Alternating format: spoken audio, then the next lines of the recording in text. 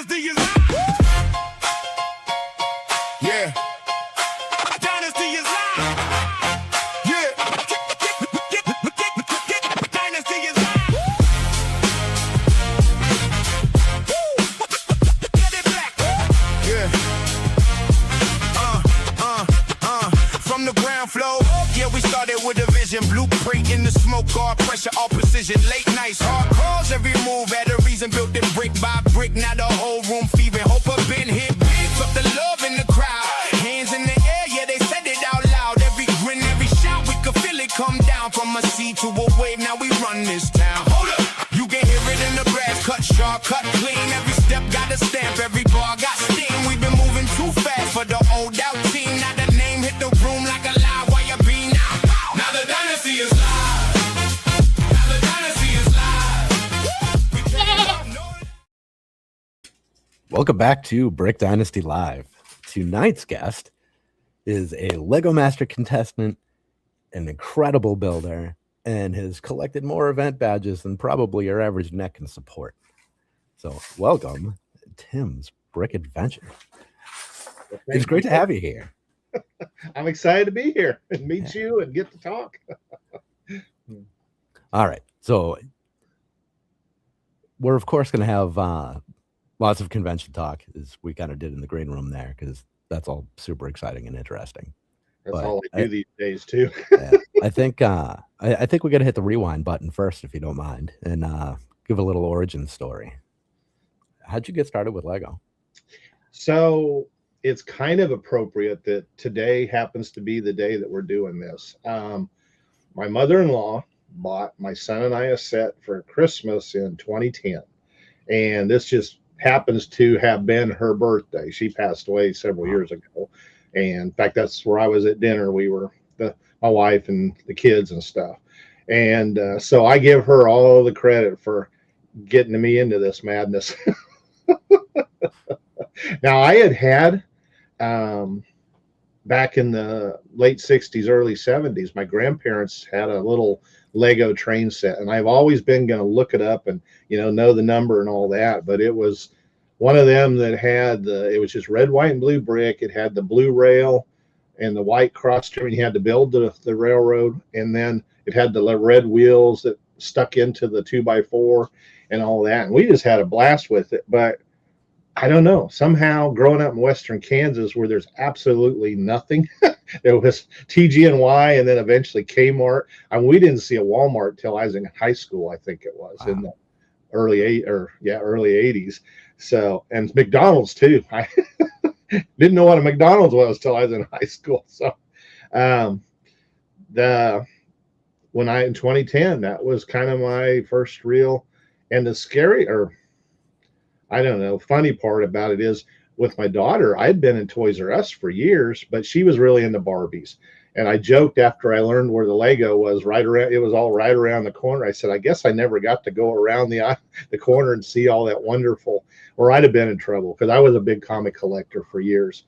I had a massive comic book collection and I sold it. So I was primed to get into something else that I could collect. And I went crazy with it. So,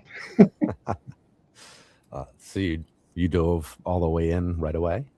Oh, head first. I, back in 2010 to probably about 2014, without being a millionaire or even super rich, you could keep up with every set, with everything, because I think they only came out one. They did a wave once, maybe twice a year. $100 set was the big set of each theme. One $300 set a year, and it was usually a big UCS set.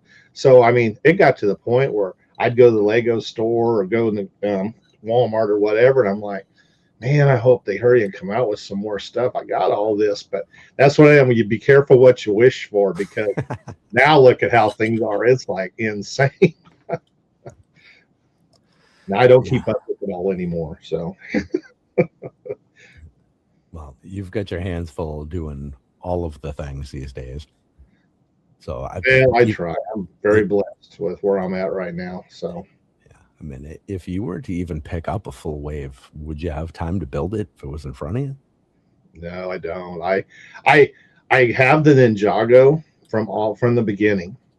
Wow. and God love me, I keep completing. I mean, I'm kind of it's like a grand every wave that comes out. Oof. And so it's like if you to buy all the Ninjago. Now I try to find them on sale and do things to kind of lessen that. But yeah, I mean, I think it's 3 times a year that they're doing a whole big monster wave. And I up until right now, I'm current. Now I don't know. I'm trying to kind of get more selective because I just don't have room. And like you say, I just reorganized everything. There's an entire closet of nothing but Ninjago from probably 2022, 23 that are still in the boxes. And then I have like 15 totes in the garage with most of them brand new. I had to take them out of the box and put them in Ziplocs. I mean, they're still brand new, but I haven't touched hardly any of them. So yeah, I'm a hoarder. Well, at least you're hoarding the right theme. I'll give you credit. Exactly. I do appreciate some Ninjago. It's so cool. I mean, when I want to get out of it, I'm not big on the mechs and stuff. I like Ninjago because I've been in martial arts all my life and I've loved the Asian culture and all that. So when Ninjago came out, it wasn't so much about the animated part. It was just, we got samurai, we got ninja. And I actually studied the real ninjutsu it came to America when I was in the 7th or 8th grade.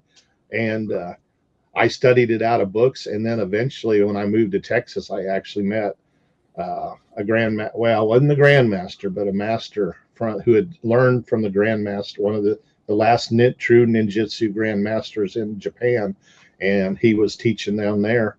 And so I actually did get to study some real spinjitzu at one time. But that's why I got into it, just because it was that. But I do enjoy the animated series. I haven't watched much of the new stuff, but the dragons are just, oh my gosh, they're so awesome. Yeah, best things going. Ninjago dragons are unreal, and they've gotten very large over the years too. Yes, they have. Yeah. What is? I'm curious to know, how did you get into all this? I mean, what's your backstory? Oh man, my backstory is not very good. Oh. I'm very new to all of this.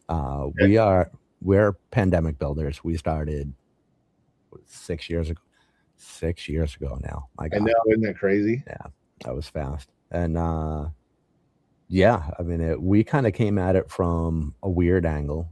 We came in from like the reselling side of things. Okay. And because we had heard that, there was money in reselling Lego and investing and things like that. And then next thing you know, here I am 40 years old building my first Lego set. I was just a little older, but yeah. Yeah. Yeah.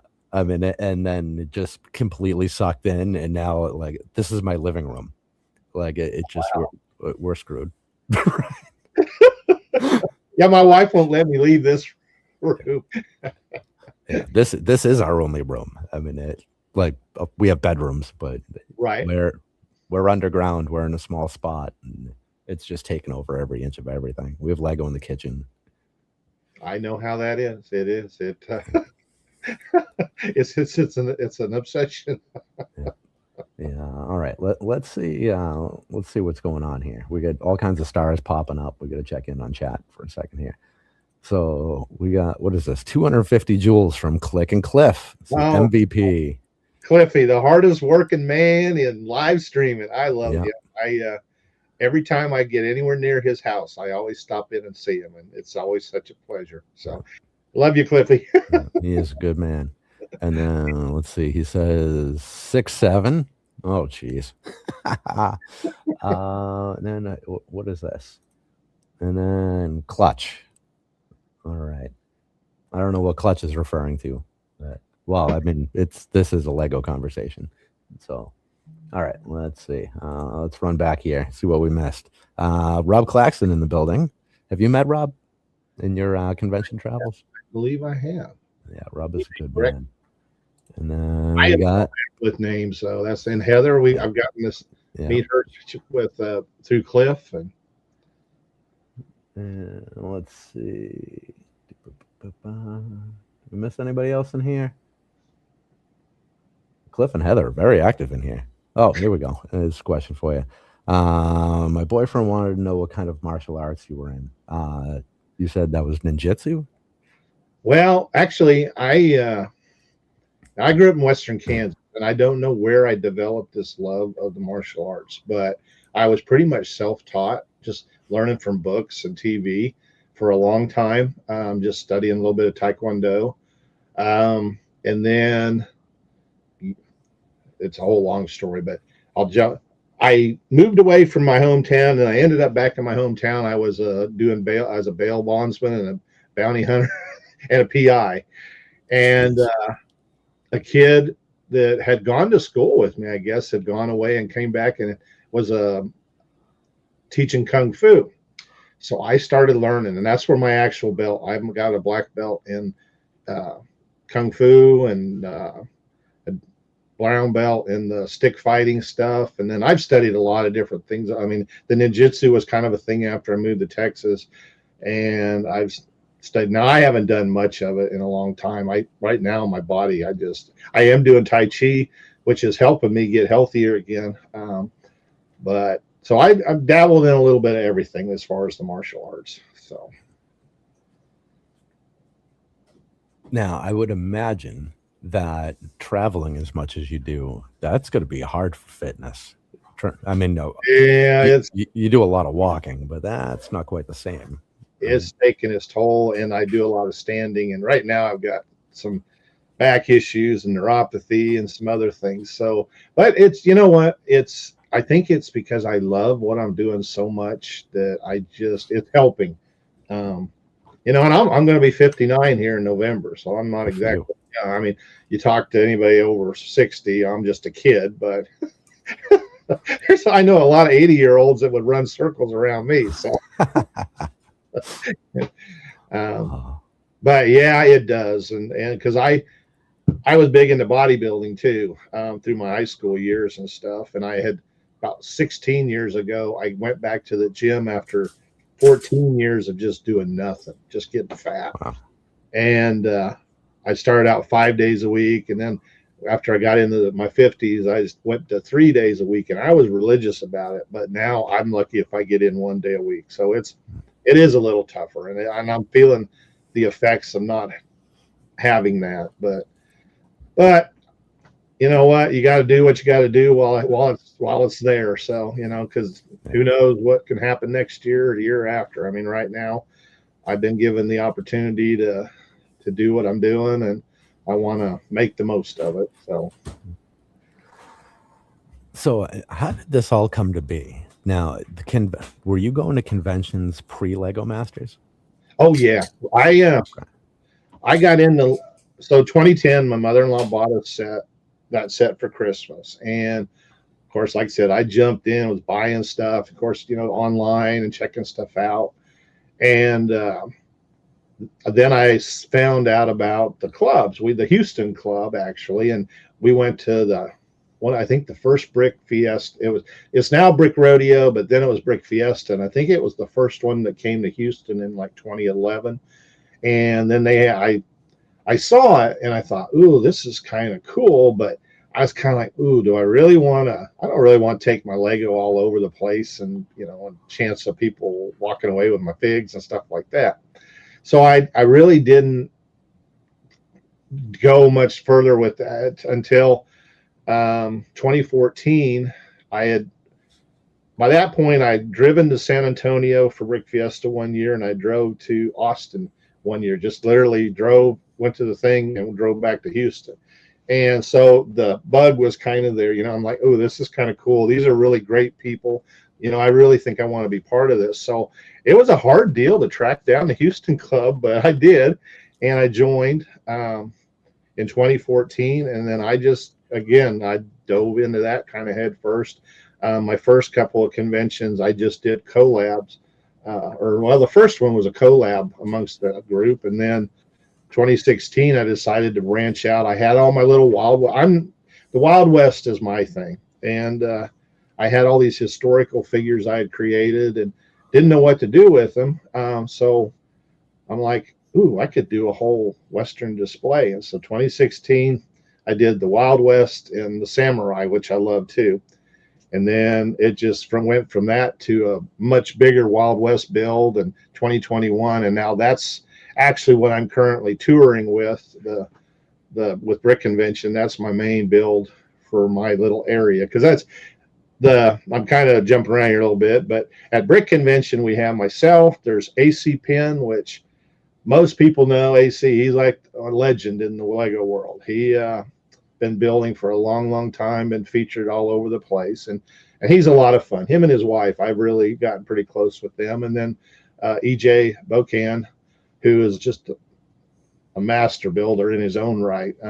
He has a lot of mosaics and stuff, and then he did a really cool big yellow castle. So the three of us are kind of the centerpieces of the show. And then we always invite everybody, whatever city we're in, we try to get as many people locally, whether it's the lugs or just people that want to come out and be part of it. So, I got off kind of off tangent there. So, oh man, reel me back in there. Where were we? All right. So you started going to conventions prior to Lego Masters. Yes, All right. yes. So you had gotten into a lug and started to kind of establish yourself that way. Yeah. Okay. Well, and that's how Tim and I kind of met. He had actually in 24. It was funny because Tim and I apparently, unbeknownst to each other, joined the Houston club, or at the time it was still Texas Tech Slug. It was one big lug for the entire state. It hadn't done the splits yet, and we both joined, and we both got very active at doing, helping out and leading, because that's the cool thing with the lugs. You get asked to do anything and everything all over the city. It wasn't quite as much at that point, but after COVID, now it's a lot. We've done libraries, museums, Comic-Cons, school function. You name it.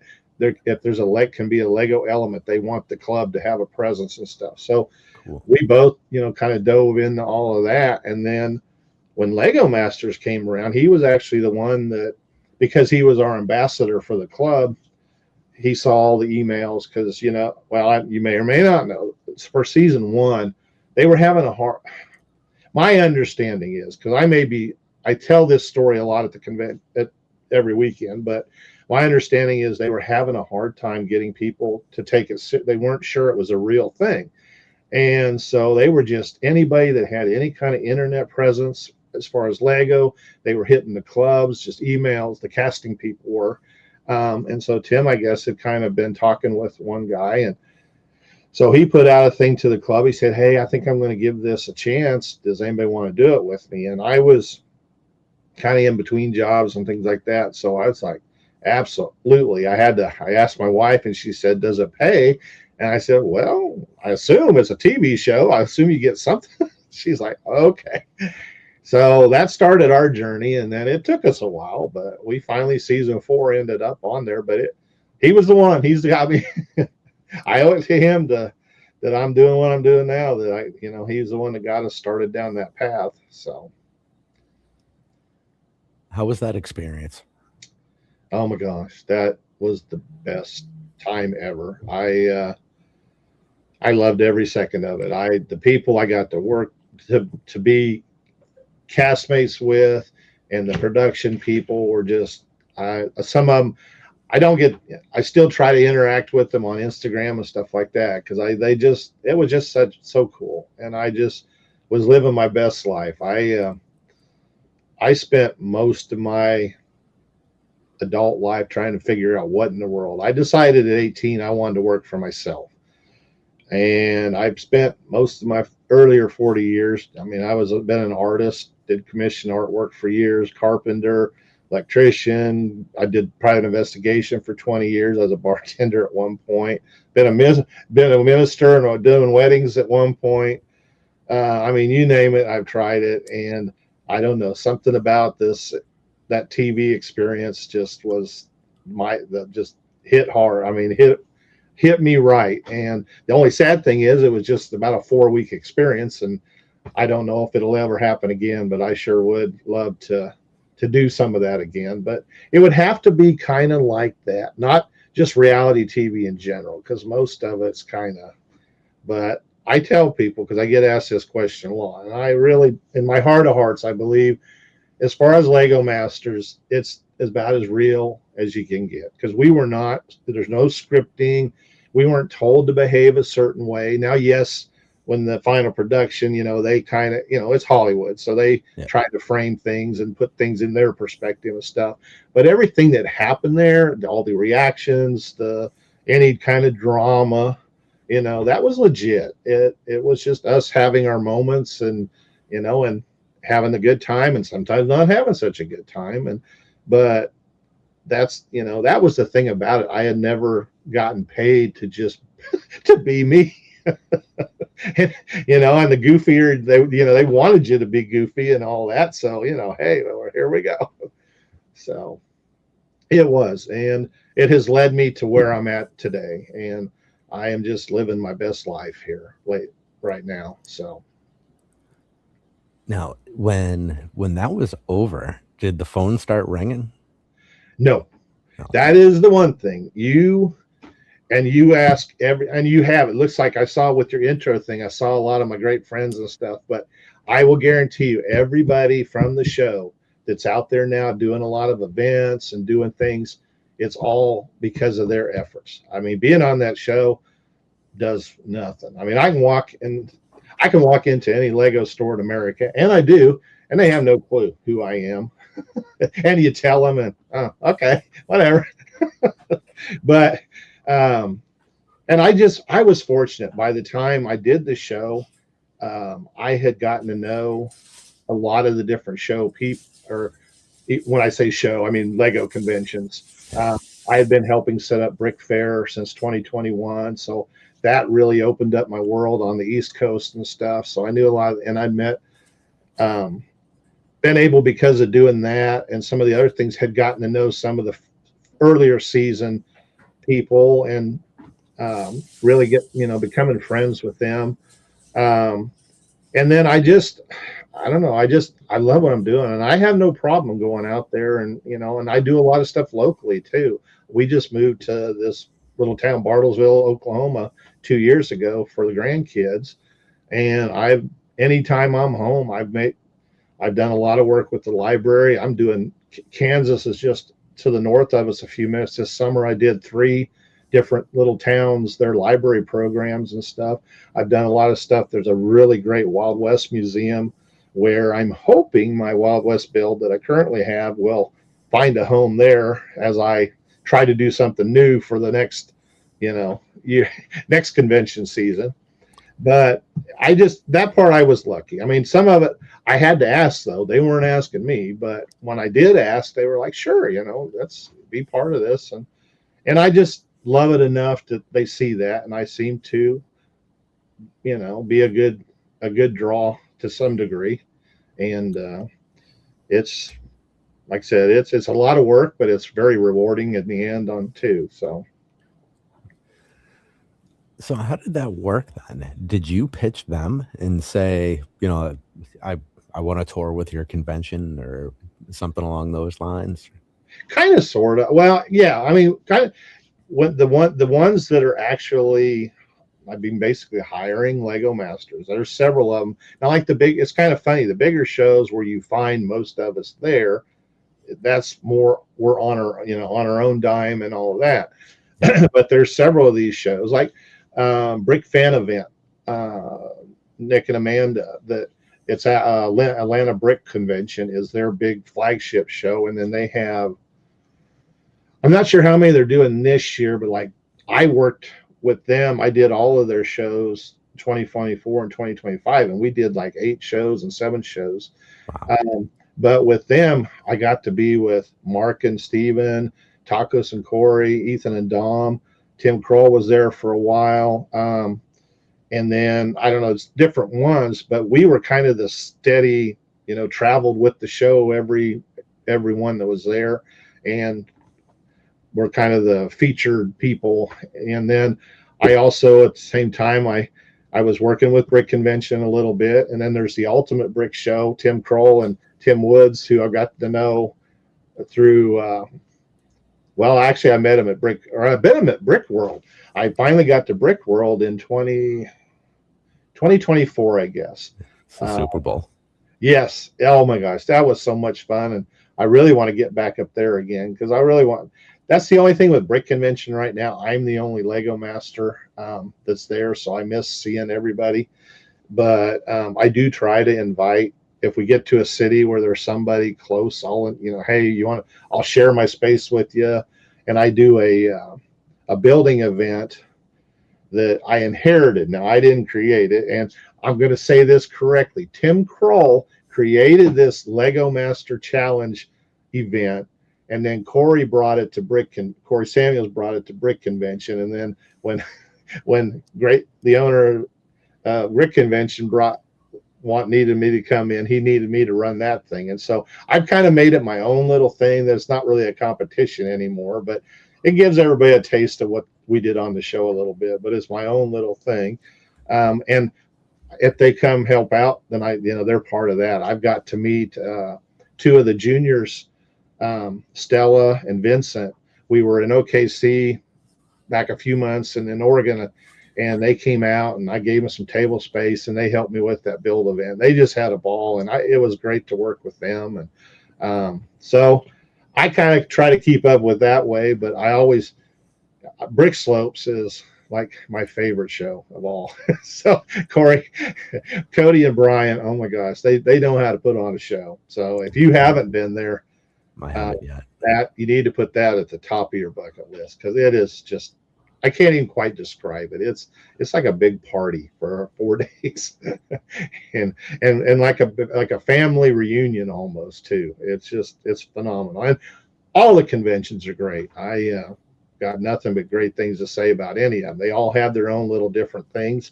The only one that's one of the really well-known big Bricks Cascade at Portland. I have not been able to get to there yet, but it's definitely on my list because I might get to meet Boone from season 1 because he comes back for it quite a bit, I think. So I don't know if they ever do an all-star or anything like that, and I get fortunate enough to go back. I think he's a judge now, so I'll maybe get to meet him that way. So. There you go. Well, we'll see if Cody's ears start ringing. See if he pops up in here. Oh, he's awesome. Now, you was talking about all my conventions. That's the man. He's got that crown, and now he's got a bandolier like thing that's just of all the badges he's been to. I mean, he goes everywhere. Yeah. So he's the man for conventions, but I'm trying to keep up with him a little bit. Not intentionally. It's just kind of working out that way. And so Have you kept any kind of count? How many you've been to? I've got all the bricks laying back there. I've been trying to figure out, a lot of them, like Cody has his crown, and he has he made like a wrestling belt. I don't know. He's got several things. I've been trying to figure out something to build out of all of them. So I could count them all up on there because I do have bricks for them. I do know last year, I think I did 23. I think the year before that, 18. This year, when I'm done, it'll be like 34. And 32 of those, or 30, no, let me think. 32 altogether, because at 30 of them with Brick Convention and then 2 brick, because I did help Brick Fairs Fredericksburg. The new one, the one that's coming up here in Baltimore, by the time they were able to get something going, I'd already had to commit to doing one of the Brick Convention shows. So I am going to miss the big show. I haven't missed it in a long time. I started helping with Brick Fair in 2021. They're the last New Jersey show they did, and I've been able to help be part of the work crew for that. And now I'm the bling desk guy for that show. But, that's an insane number. Wow. Yeah, it's a lot of road miles, but like I said, I wouldn't trade it for the world. I'm just the people I meet, and this last weekend in St. Louis was a particularly really great weekend. My merch is, I created these little buffalo so for my Wild West build. and I had the original, Browns and all that. And then I started, as Lego started making these parts in different colors and all of that. Well, I started playing with the superheroes, and the kids kept asking if they could buy them. So now I've got like, I don't know, I've got 30 of them, different ones I sell. I call them brickolos. It's my alternative to brickheads. But I sell quite a lot. I sold a lot of them this weekend. And the people, the plug that we got to work with and the people there were just a lot of fun. And I did have a couple of little kids that were just so starstruck. They just didn't know, almost couldn't speak. And I felt, it does your heart good, but at the same time, I was like, oh, and I'd say, oh guys, I'm just like you. And I gave them a hug, it's okay. I said, I'm just just an old guy having fun with Lego, just like you do and stuff. And they kind of warmed up a little bit. I don't get that all the time. A lot of people have no clue who I am, but when those special moments happen, and I've got some really cool souvenirs. Actually, at Ultimate Brick Show in Pittsburgh last year, one of the daughters of one of the displayers, I guess, after the Saturday show, she went home. They didn't know where she was. She was down in the basement. She made me this Christmas buffalo. Oh, and I mean, oh my awesome. God, that kind of stuff just melts my heart. I'm a grandpa now, so you get all mushy about that kind of stuff too. Yeah. But it's just one of the yet another really wonderful offset of the Lego community and how wonderful everybody really is in it. I mean, I hope you've gotten to experience that quite a bit too, because it's unlike anything I've ever seen. It's a great thing. Yeah. It's its own little world, and that's for sure. Yeah, it's so different than reality, I guess. Like the people in the Lego community are very different than people you meet anywhere else. Yes. Yeah. Well, it's when you walk into that convention hall, it's everything else going on in the world pretty much stays outside there. It's just, It becomes about the love of building, the love of, in many cases, these are people that have become family. You see them all the time. I mean, and that includes everybody, vendors. I mean, anybody totally related to the show, any way, shape, or form.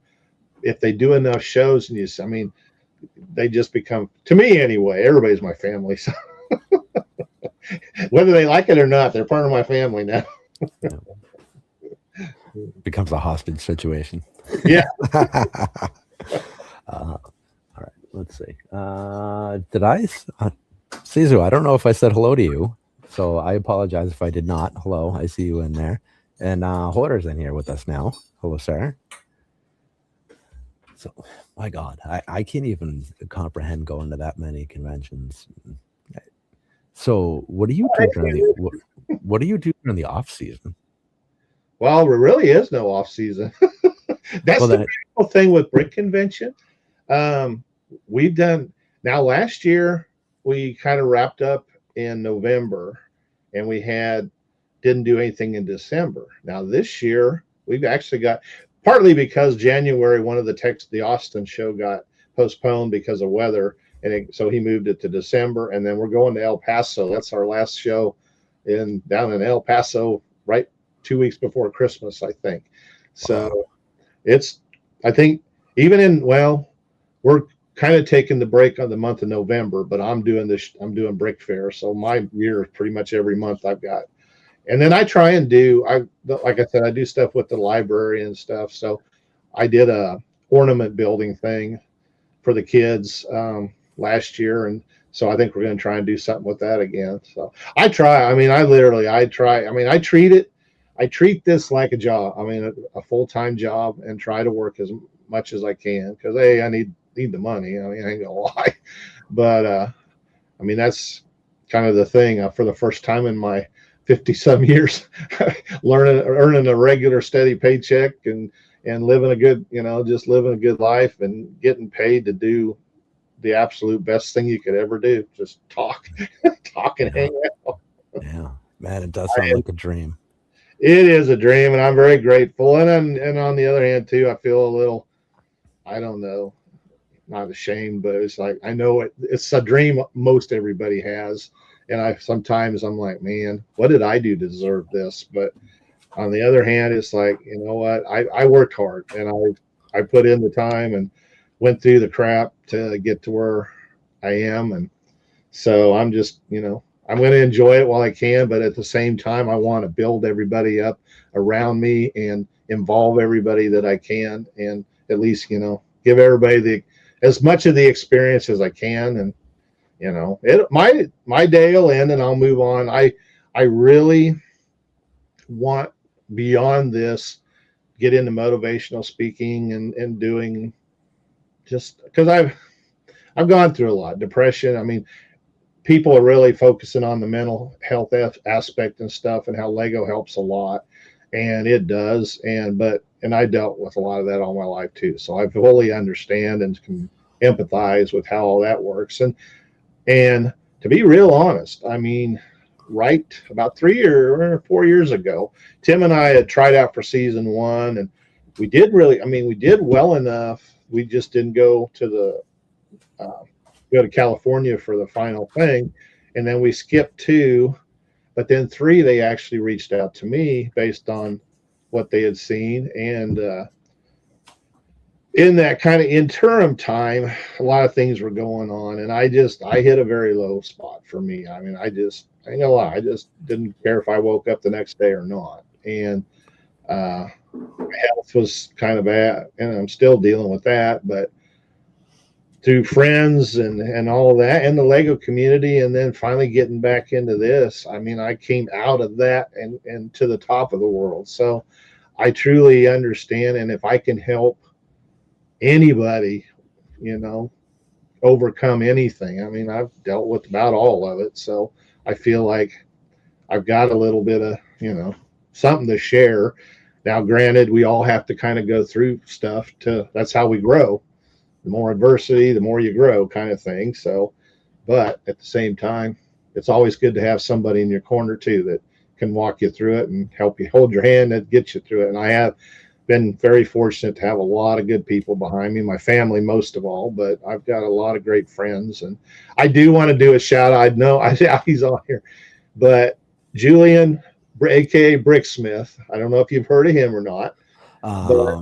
Bricksmith, he's the Lub guy, right? Yes. Yep. Okay. We did the Lego Ultimate. We haven't done one in a long time, but he is kind of the godfather of this, the live streaming and all of that. He kind of inherited the gentleman. I think Big D Brick started doing any of this kind of thing way back in 2015 or maybe even before. And somehow he turned the torch, or handed the torch, to Julian, and actually him and Haley Bricks.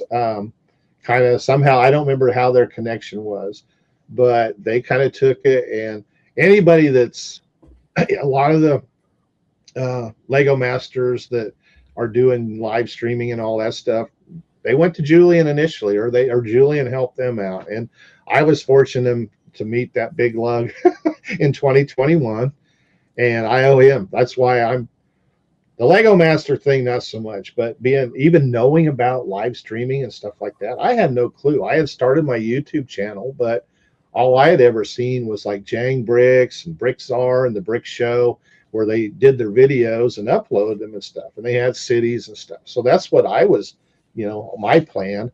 And then just kind of a series of happy accidents about a month maybe before Brick Rodeo 2021, which happened to be the first in-person convention of any kind after COVID. So it brought out a lot of people that it probably normally wouldn't have. Season 2 was right in the middle, so we had like 7 of those contestants. That's how I met Mark and Steven and Moto and Jen Smart and a bunch of them. Julian had friend requested me on Facebook about 2 weeks before that, and I accepted. I had no idea who he was or anything. And then when I got there, Brick Rodeo was setting up. I heard this woo, this old Ric Flair, and I go, "What in the world?" then somebody said something, and I went over and I saw who it was. I'm like, oh man, if we're gonna be friends on Facebook, I need to at least speak to him. So I went up and I started talking to him, and 5 minutes of conversation, he hands me this pink bucket, and Ah. I had no clue what it was, but there was a couple of friends that did, and they're like, Tim, you got a pink bucket. Oh my gosh, man. And they were just like, what? And I'm like, yeah, this is pretty cool, but what? And Julian got up and came over and did a Facebook Live of my Western build, and just started talking, like, what do you want to do? You got your YouTube channel, what do you want to do? Do you want to do live streaming? I'm like, I don't even know what it is. He said, well, I'll get you set up. And true to his word, he got back to Florida, I think a week later. And that week I was on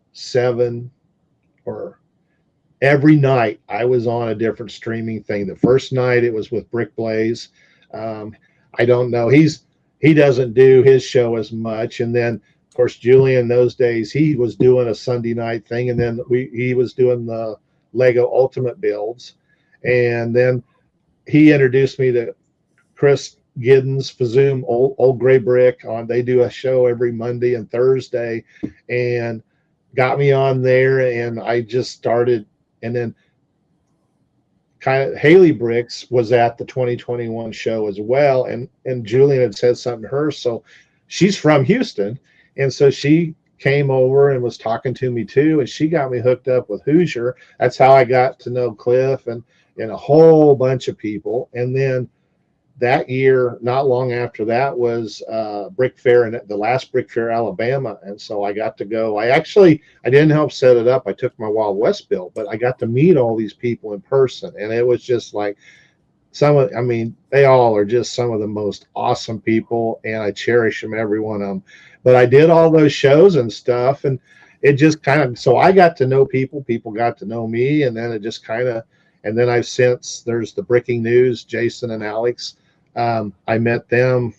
Well, I met Jason at Brick World, and then he knew I was going out to Brick Slopes, and he asked if I'd be on their show, and I got to know them and get to be good friends with them and stuff. So it's just all because of a 5-minute conversation with Julian, and I'm saying this on public right now. I owe him. I haven't talked to him quite a while, and I owe that man a phone call. I do. He is a very special individual, and I miss him. I need to talk to him. But anyway, that's I get blue and oh, that's fantastic. Wherever I started, I go. Yeah. That's one of my favorite parts of doing this show, is hearing the stories and watching like the windy path. Because that's where all the gems come out, right? And that's where you get like the real details, and you really get to know the person up. And I love that. Thank you for sharing. Oh yeah, well, that's it. I have awesome. no secrets. I share a lot, probably stuff I shouldn't share sometimes. That's my family. But it's just because I don't know. Like I said, I don't have any secret, and I love getting to know people. And it was kind of funny as a private investigator. When I would tell people I was an investigator, they would just start telling me stuff. And I'm like, I don't know why I'm telling you this, but it was because I was willing to share things about myself. I mean, it was, and it was just people I was hanging out with. I wasn't investigating them they just asked, what do you do? And I'm like, well, I'm a private investigator. And then they just start telling me things. And, but I think it was because they felt comfortable and just like, I'm somebody that they could talk to and trust that they can say what they need to say, and I'm not going to judge them or in any way try to make them feel bad. I want to know and I want to help and whatever. So. Yeah, I think saying that you're a private investigator is very similar to saying that, I'm a professional listener. Maybe. Right? And there are so many people who have a lot rolling around in their head or going on in their life that they can't share with the people that are close to them because there's too much of a bias. So to have an opening of a good listener, especially a stranger, where the judgment doesn't mean anything, right? Yep. That's an ideal situation for a lot of people. That could be. I hadn't really thought about it that way, but Yeah. that's and I've always said I've always been a people person. I'm not sure how. I was very shy as a kid, but I guess owning my own business and stuff, you have to get out there and talk to people and stuff. Yeah. And so I developed, to talk to people one on one and stuff. But I don't know what, since being on the show, something changed in the way I view people. I like now I don't have a problem in the world. I'm in front of people all weekend long. I get up and do the build challenge things. I haven't been, I don't know, probably in front of a couple hundred people as big a crowd. So I don't know, but I have to think that no matter what size anymore, some comfort level hit me that I can't explain, but I live for this anyway. I mean, it isn't anything about being popular or anything like that. I'm having fun and wanting to share my experience, and I want to learn. It's not all about. And then it sounds like tonight everybody's all, well, Tim, man, shut up. But it isn't all about me. I want to meet and that's a big part why I was excited about to get on here to meet you. I don't know that we've ever met at any of the shows or not, but No. I'm glad to meet you, and I hope that going forward we get to do, interact a whole lot more, and or whatever. And so that's what it's important to me. It's building my Lego family and just family in general. So It's an extended family, right? Because everybody really does like fit in their own strange kind of way. yep. Where maybe not everybody is necessarily a friend, but at least a distant cousin that you're happy to see, once a year. Yeah. Well, and I gotta say, what I find interesting about the hobby in general, I would venture a guess that most everybody, not most, a lot of people that get into the hobby, it's something very personal to them, and it's something they do for themselves.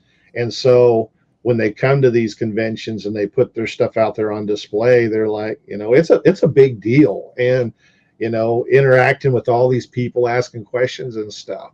So I really feel good that, and I try to support them that, that making that effort and, putting themselves out there, because it is a big thing. It's just like any artist putting your artwork out in the world, because it's something that came from your heart or your passion, and you're sharing it, and you just hope that nobody's going to poo-poo on you, or just, tear you down. And that's the other kind of great thing with the Lego world.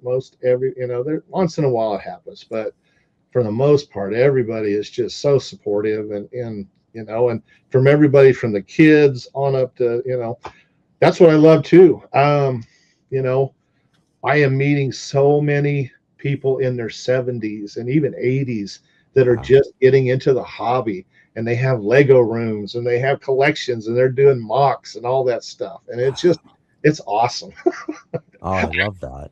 Oh, it's incredible. And so, that's another big part of it, is how, and every walk of life too. I mean, you got, manual labor, the scientist, the doctor, everybody in between, that's all come together for this one, to this one passion and one hobby, and getting to do their thing with it. And that's what's the beautiful thing about it. I mean, I say that, and I think I said it on my little exit interview on the show, that little piece of plastic is pure magic. I mean, and what it does and what it has done for everybody that comes in contact with it. And it sure, like I said, and I tell everybody too, because a lot of them, they're getting back into it, or, they're just, it's just, I'm just building sets and stuff like that. And I'm like, yeah, but here's the thing. I said, you have no idea where what you're doing right now could lead you. I mean, I'm living proof. I had no idea,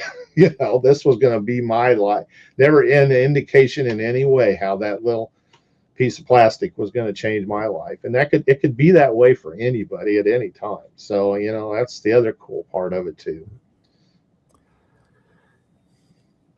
It's gotta feel really weird when you just kind of like, I don't know, if you get a quiet time during a convention to look around and think, geez, of all the things I've done, this is where I am. It does. That's gotta feel amazing. Like, It it's very I'm just strange. grateful. I mean, like I said, I was in such a bad place, and I felt like I failed miserably in every aspect of my life at that point. And to now be where I'm at and just where everything's going, that's probably the best feeling of it all. That finally, you know, I don't understand why it took so long, but I do also understand this opportunity didn't exist until Lego Masters came for me anyway. Now there's, like EJ and AC, they have been basically master builders for many, many years, and they are so well known in the Lego community and stuff. So they've always kind of been a commodity that would draw people in.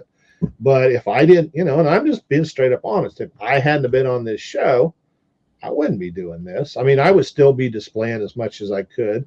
And my Wild West build, I will say, it has been just a real pleasure, that something I just totally, one of my passions, and turning it into something. But it has just, the love I get for that thing, that build. And I've done a lot of funny things with it, adding characters, and it just has appealed to the little kids. Now, they love the train. I've got a working train on there. And unfortunately or fortunately, at Brick Convention, I'm usually the only one with a working train because, and part of it I think is because we only have Friday to set up. So the really big train layouts that a lot of the lugs and stuff do, there's just no way they could set it up and in that time frame and really have what they have. So that's, I think, why we don't get that as much. But so the back, they get that, and then I have just the other, and the adults love. I got all kinds of these crazy characters in there. I didn't start out that way. It was supposed to be historical, and all these historical figures I was able to make out of Lego and what they were doing and how the Wild West came about. But somewhere along the line, that became a big component, and I've had a lot of fun with it. And and then just the artwork. The mountains are the big thing. I get so much, and that was my favorite part too. And I do a lot with color because of the art. I think I wanted to differentiate myself when I started, so I started throwing like purples and different things into the mountains and stuff. And I've gotten a lot of great compliments on that too. And so that's very rewarding in that aspect too. But that's also kind of the hard thing. I gotta do something new, and I'm almost scared to do anything because I don't know if I can come up with something that'll have that kind of appeal again. But I got to do it, so we'll see what happens. Yeah, I mean, you could also, well, the little bit of downtime you have, which is what, it's Tuesdays and Wednesdays. Yeah, pretty much. Yeah, so you could spend 2 days a week for the next 6 months or something, putting together something behind the scenes, and when you're comfortable with it, you can swap them out, right? Well, we're kind of working on that, but part of it too, with these buffalo, they're selling so good. I spend a lot of my time because I do it all myself. I sort the parts, I order. It takes forever trying to, with postage and stuff gotten so high and stuff. I really have to be selective on where I'm ordering and all that stuff. And then and then I've gotten so many of them now. There's so many parts I have to order, so that ends up taking a lot of time too. But it'll get done one way or another. It'll get done. Yeah. So I've got a project, and it's all under top secret, but I've got something that I think if I can pull it off, it's going to be maybe even better than what I got now. So Wow, awesome. Yeah. Do you source your parts from Bricklink, or do you go through a pab? yeah, or if the conventions and stuff, a lot of times like the AFOL conventions, because they're 3 or 4 days, the vendors will bring out their tubs of bulk and stuff like that, and they're really reasonable with. So I've gotten a lot over the years with that. But most of it, that is one of the questions I get with the Western build is this a set, or are there sets? And I tell them no. Truthfully, there's like, I think there's a couple Lone Ranger, there's a Stagecoach, and then the train. I'm running the Toy Story train right now, but for the most part, because Lego just never, they did a little bit of Wild West, and I don't know that they'll ever do anything. That was my dream in 2016, that because there wasn't hardly anybody doing Wild West back then. There was a couple of people that had some really nice Back to the Future Western type builds, and there was a guy in Australia that had a really nice layout, but there wasn't much, and nobody that I know of yet has really ever focused on the historical aspect.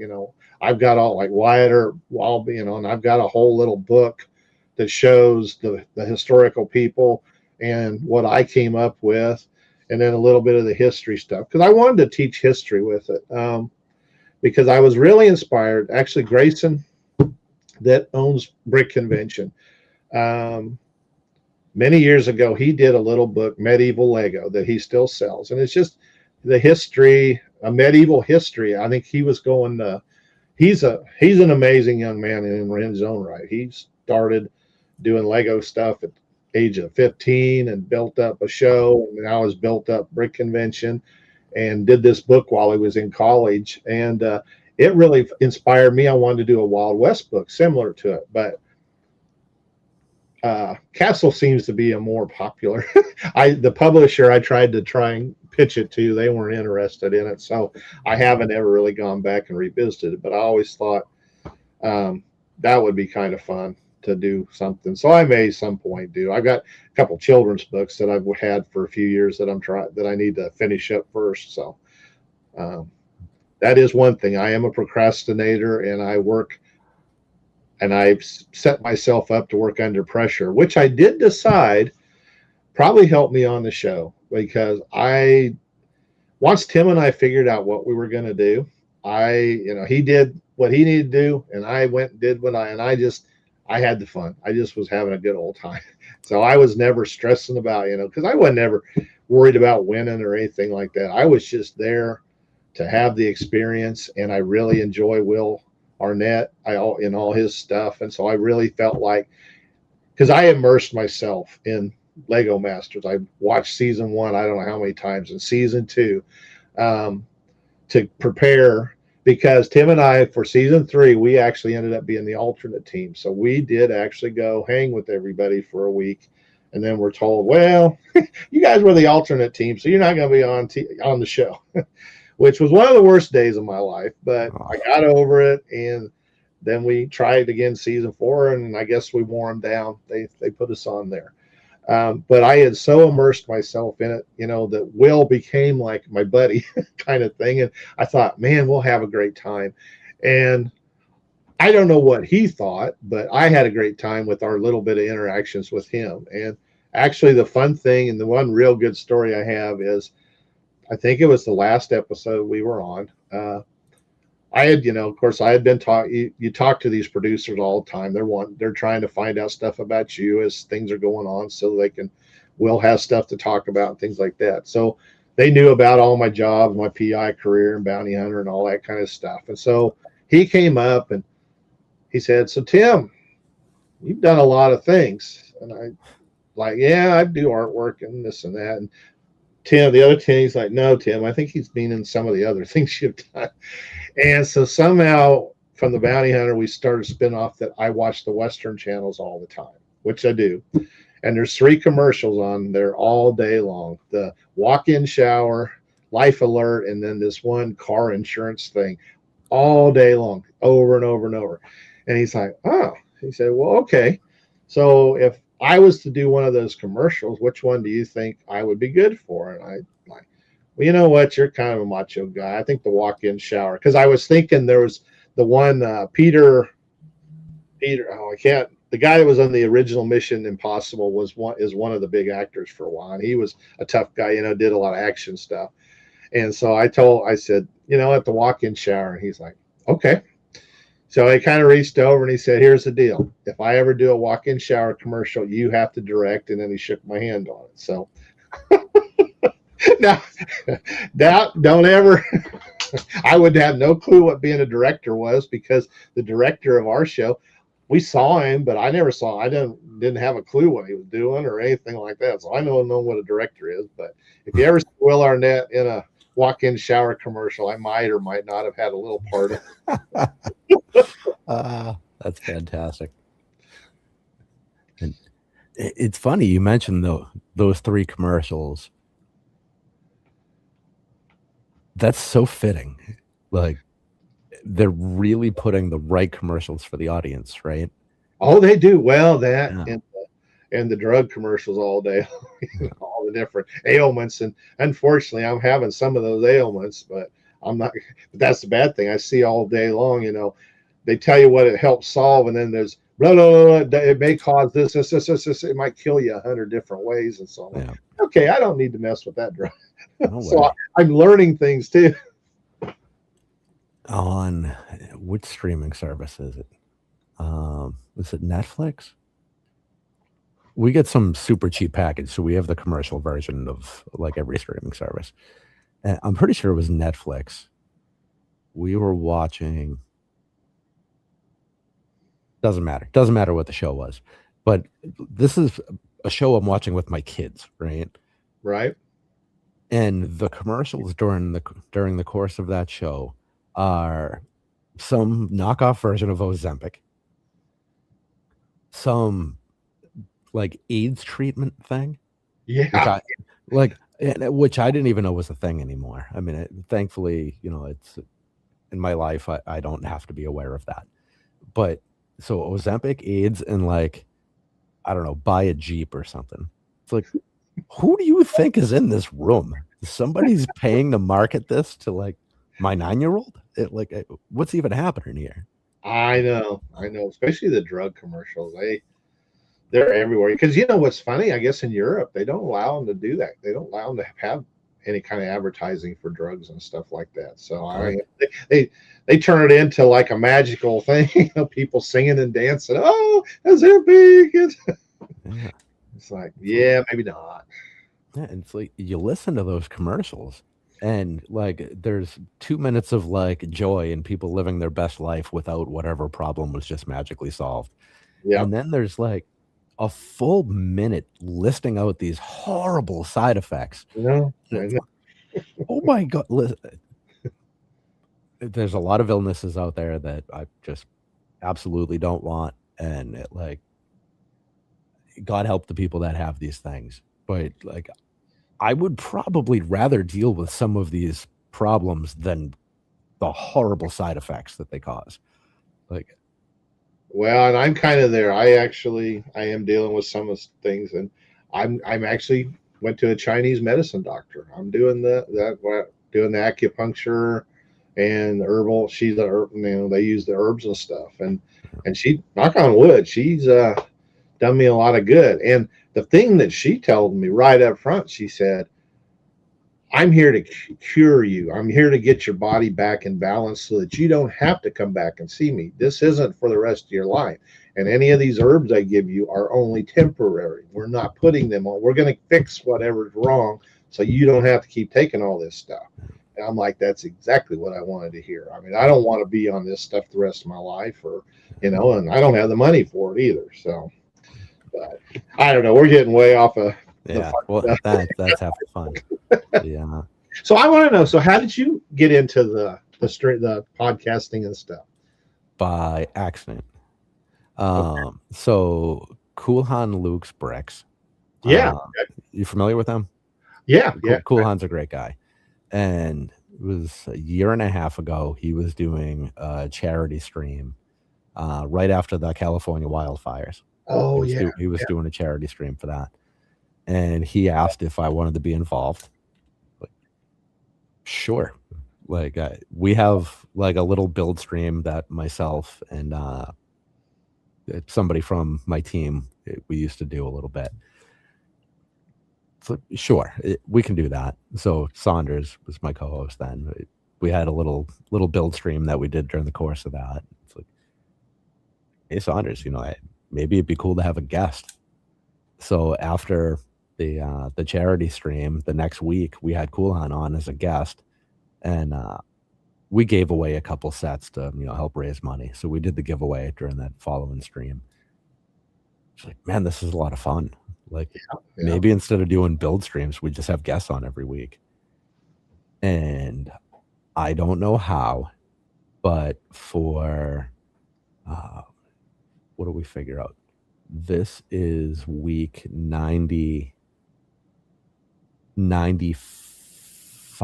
This is show number 95, and we've taken 3 weeks off. That's incredible. That's awesome. And like, I don't know how, but somehow somebody's always willing to sit here with me and hang out for, well, you're awesome, man. I'm having a good time. I mean, well, it's good to hear. Thank you. And I wish I'd have met you sooner. Yeah, this has been so much fun, and we've made it a point to have as many different guests on as possible. Well, I should say I now, because Saunders hasn't been a co-host in a while. Rick Dynasty is still a group, but it's just me on the show. Well, that was weird. I don't know what happened to lighting there. Yeah, so try to vary the guests as much as possible, so our viewers can see people that they might not have seen in their regular circles, right?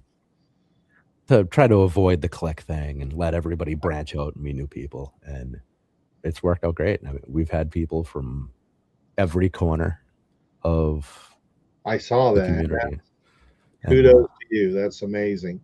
Well, that was something, a pet project. I called it Empowerment of the Brick, and that was my idea too, to get because I knew so many wonderful builders that just, they don't get any kind of spotlight. They're not winning awards, and they're not doing a lot of conventions and stuff, but they are some of the most amazing builders I've ever seen, and I wanted to highlight them. Of course, then things kind of happened, and I never really got around to it, but I do want to kind of revisit it. But if got you out here doing it and stuff like that, that's kudos to you. Like I said, it's awesome. Well, I mean, there's always room for more, right? I mean, start a show if you want to start a show, or if you don't, send people over here if you want people to get. I will definitely do that too. And one of these days, my new pet project, because I am seeing more Wild West builders and stuff. And it's purely selfish on my part, I want to get to know all these people that are actually doing Wild West. So I want to do kind of invite all of them on and talk to them and get to know, because I know there's most of them are collabs. So there's a lot of them doing it. I mean, that's the thing. I'm by myself. So, but anybody that's interested in the Wild West, I want to get to know. And, and I've learned a lot of things. I've create a lot of things. That's my YouTube channel.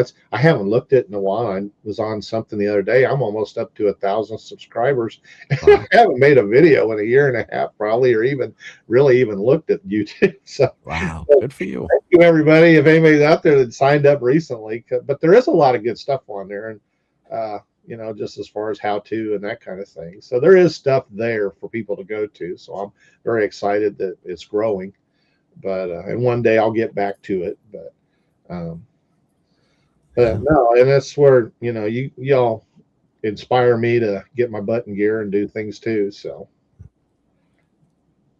have you thought about maybe doing like something? I don't want to say it's simple because it's not, but I guess it's more convenient, like a convention vlog or something along those lines. A little bit more.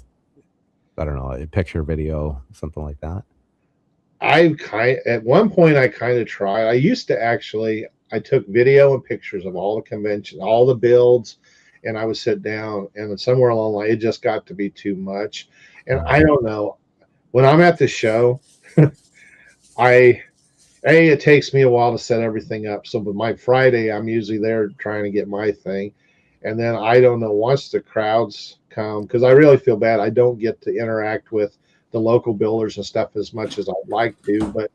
And it seems like I go there early with the idea to take pictures and talk to them more, but I'll get talking to one person or just two people. And as you can see, I just ramble on and on. The next thing I know, it's time for the convention to start. So I kind of miss, and I need to get some better. Julian actually pointed this out. He said, Tim, I'm just going to be honest with you, dude. You shake really bad. You need to get a gimbal or something. And I do. I don't know what it is. I'm right there with the diabetic thing, but not quite. over that cusp, and I'm trying not to get over that cusp, but consequently I do kind of. So I would like to do more of that and stuff. I'm not a big selfie or Yeah. I like making my videos here, but when I get out in the wild, I'm just talking and going and Yeah. trying to get a camera, and because I don't, I'm terrible about getting selfies and stuff. I hate that the show's over and I met all these wonderful people, and a lot of them will take pictures with me, and they have them. So I suppose if I put out a big blast, hey, anybody that's got a picture with me, send it to me. I'd like to see it. It would probably, I'd get quite a few of them, but I'm terrible at it Yeah. myself. So, but I like that's a great idea. It's hard. Like It is. at Brick World this year, we went Monday to Monday, so we were there forever. Oh my And, gosh. Wow. and I met almost everybody I was trying to meet. That's It's impossible to meet everybody. It doesn't matter how much time you have, right? But we came close. We got a good handle on it. And looking at pictures afterwards, everyone else's pictures, because I basically took none, right? that's me. Like I didn't even stop for pictures. Like I was in the background in a few, but like I never stopped. It was always somewhere. Yeah. Pictures aren't front of mind for me because you're in the moment doing the thing with your people. Yep. But I'm always disappointed afterwards. Like, man, I wish I had it's almost like you're looking for evidence. So when your memory starts to fade, you're like, oh yeah, I did do that. Like, I don't know.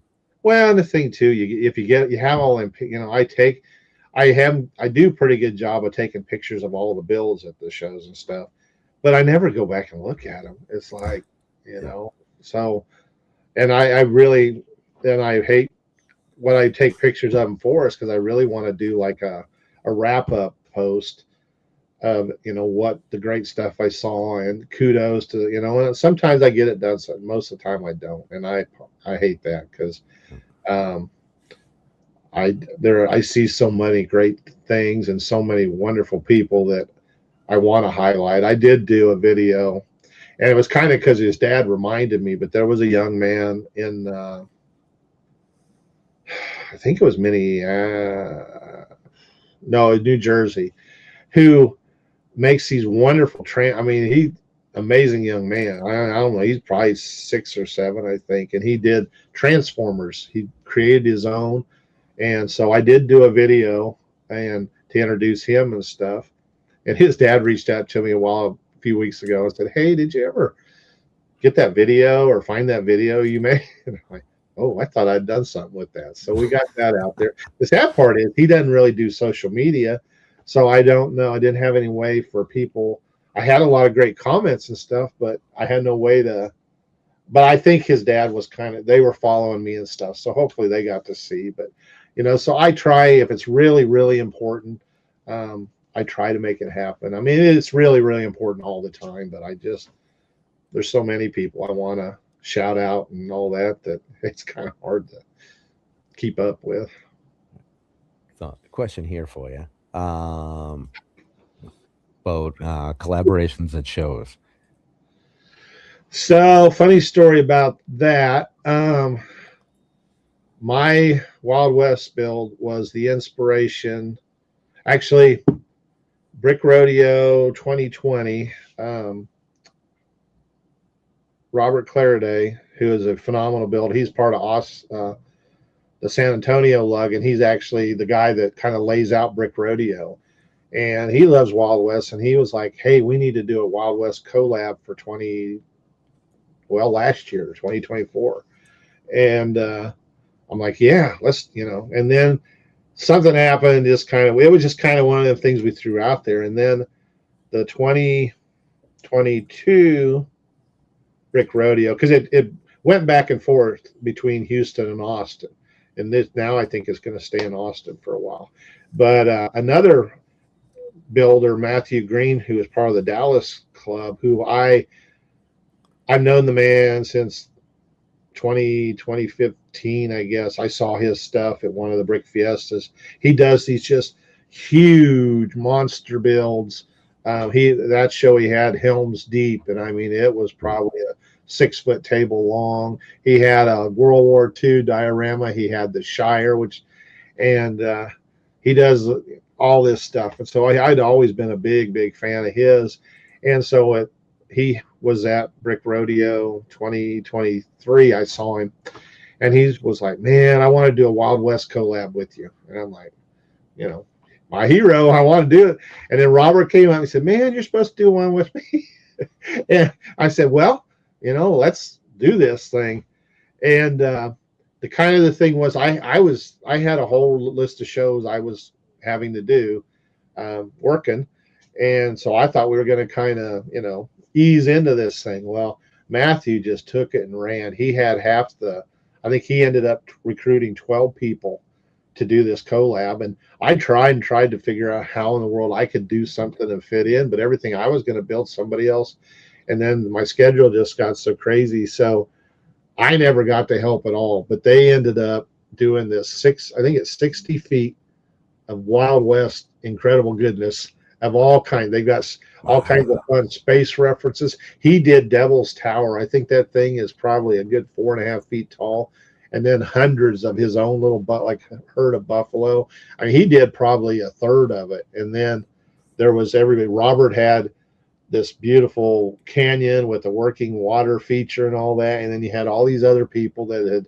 So it's on Beyond the Brick. So if anybody out get a chance, go check it out, because they did a bang up job. But that was as close to a collab. I inspired it, and so that's about as close as I got to it.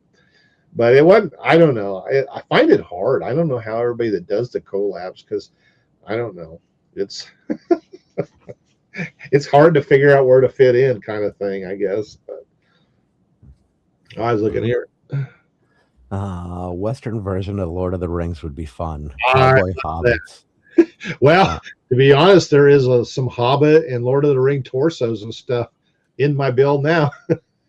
So it wouldn't be a far stretch. I've got the Simpsons and Looney Tunes, Disney, a few Star Wars in there now. Now, everybody has to be a cowboy.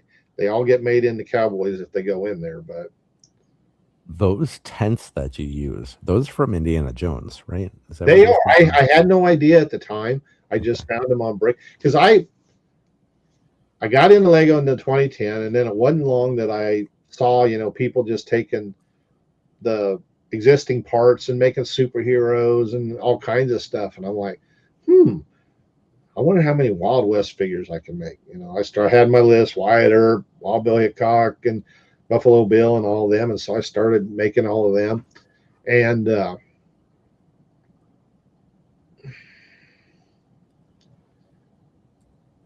holy cow!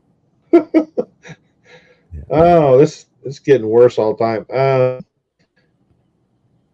So, did you use like movies as reference? Like, okay, well, I do have some movie, because that's my thing. All my life I love the Wild West history, movies, TV. And so I do have my clinic. Of course, John Wayne, he's my guy.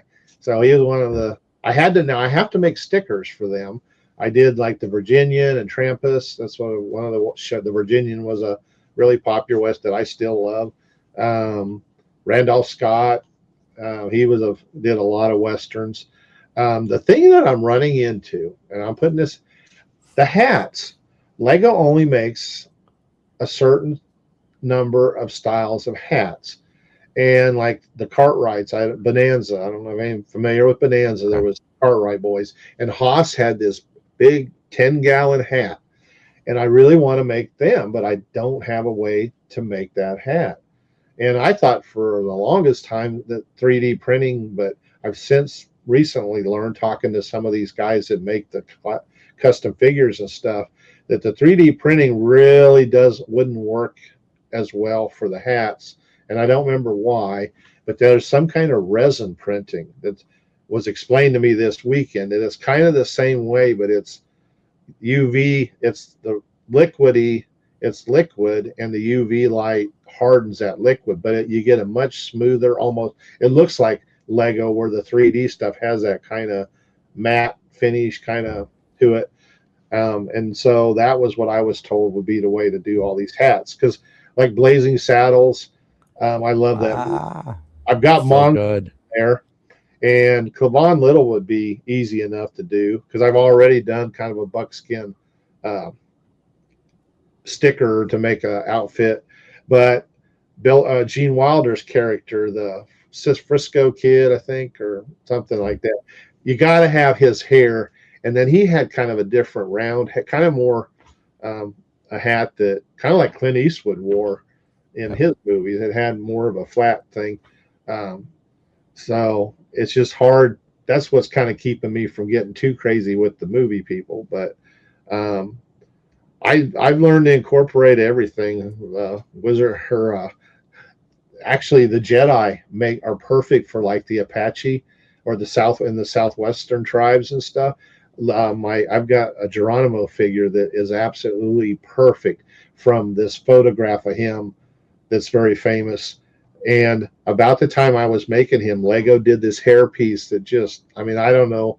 It's crazy how for just randomly making figures and parts, how close some of these heads prints and stuff are to some of these actual, like Billy the Kid. My Billy the Kid looks really good. Belle Star looks really good. And it's just, those are just straight Lego parts. I didn't have to make stickers or anything. I found just from the various themes and stuff. So What was the name of Val Kilmer's character in, was that Tombstone? he was Doc Holliday. Ah, that's okay. Yep. Okay. And that's the funny thing. So my OK Corral, my Wyatt Earp and Doc Holliday and Morgan and I never can remember. They're kind of roughly more based on the Tombstone version than the historical, but they're actually pretty close. I actually we did a show in Arizona here in May. So we were in Phoenix, but I flew into Tucson and rented a car and drove down to Tombstone. So I've got some pictures and I learned some more history and stuff. So my OK Corral can now be even more realistic. The only thing that was kind of disappointing, the original barn and all that burnt down at some in the late 1800s, and they never tried to rebuild it or anything like that. So what they do have is just kind of a recreation, and I wasn't sure how accurate it was. But the cool thing was apparently Wyatt Earp did a diagram on the exact spot of where everybody was standing, and now they have these mannequins they're dressed up like them. And it's crazy how close they were all together. And I mean, this 30-second just popping off these, guns, and how not all of them ended up dead, but it's wild. But I am going to try and lay them out in the way he had them on there. So at least that'll be kind of funny thing with that. So I had, three, you may or may not know, three of them, Billy Clanton and the two McLaury brothers ended up getting killed that day. And for the longest time, I had them laying down like they'd been shot. I didn't have blood and all that. I just had them laying down. And the funny thing was, as the weekend would go through, I'd see them set up. The kids all thought they fell over, so they were putting them up for me. And so I'm like, you know what? This is great. They don't need to be dead. They could be having the shootout. So now they all stand up. But that was kind of them not knowing the history, why they were helping me out. So Mayo's asking if you incorporate Lego's Western characters. So do you have any of like the actual Western characters, the Lego, I hate to call them generic, but non-specific characters, I guess? Most of them, yeah. I don't own any. I never bought any of the actual sets because even back in 2011, 2012, when I started buying stuff, the sets were kind of pricey. But I figured out, you could buy the stickered parts for next to nothing. That's what I did with Fort Legorado. I think there's 2 stickered parts and a flag, and I paid $1, and then I spent another $100 and had enough parts to build 3 of them. Now, I didn't have all the cavalry guys, but I had already, back at that time, nobody cared about the Wild West at all. So I was picking up all of that stuff pretty reasonable, and I wasn't going crazy. I just was what I needed. So I do have quite a few of them, because I noticed the other day, like the cavalry figures here in the States are going for $20 a piece, and Wow. and people only have one or two. There's nobody that has, like, the Europeans bought them all up. There's a guy over in Germany that has thousands of them, just like the stormtroopers. So if you need them, that's probably where they are, is over there. But I did create stickers for ones, and I buy 10 cent, or there for a while I was getting blue torsos for 10 cents. So I was making all kinds of cavalry guys that way. But yes, I would be willing to bet that I have many of the original torsos and legs, especially with the Native Americans, because there are so few. There was only like 3 or 4 variations of those made. So I have a ton of that stuff, and I was fortunate enough. I got one of each of the TPs, and then I got a couple of the the cavalry wagon covers that I use. Now I just bought the parts and built the wagons and that kind of thing. I didn't buy the kit sets or anything, but and then the Lone Ranger stuff, I went to town on that. I gobbled that up as much as I could, because it wasn't very popular either when it was out. So they clearanced it out pretty regular. So I ended up with quite a bit of that stuff, and it helps a lot because I mix and match, and that's where I run into issue with the legs. There's like probably maybe 10, 15 different cowboy legs that are on on 3/4 of my figures in that build, but you don't ever really see them. So, and Lego does throw us a bone every once in a while. They'll sneak a Native American, or as of late, a different cowboy and a new hat in with the CMF series and stuff. So that's been kind of good too, but they won't go hardcore. I mean, I'd be happy even if they make, space cowboys or anything, just to get some more variety of hats and some torsos and stuff to work with. I mean, anything helps. Yeah, I'm really surprised that there hasn't been a 10-gallon hat. I know. Well, the troll sets. There is a centaur figure that has this giant, oversized hat, and it is probably 10 gallon. And I have like 5 or 6 of them scattered. I've got one on my sig fig, which is funny because I don't wear hats, but I'm a sig fig that hat. I've got the actual. I went ahead. And I'll let a little secret out because I get asked this a ton. Yes, that big goofy cowboy hat is a legitimate Lego hat, and it's part of that troll. But it's hard to get just the hat, but if you order the figure, and there's quite a few of them, the hat, you can get the hat for the same price. You can get the hat and the figure. So now everybody's gonna probably go out and pick up because I think what happened, Brick Rodeo 2021, they had a little mascot. That's where I didn't know about them until then.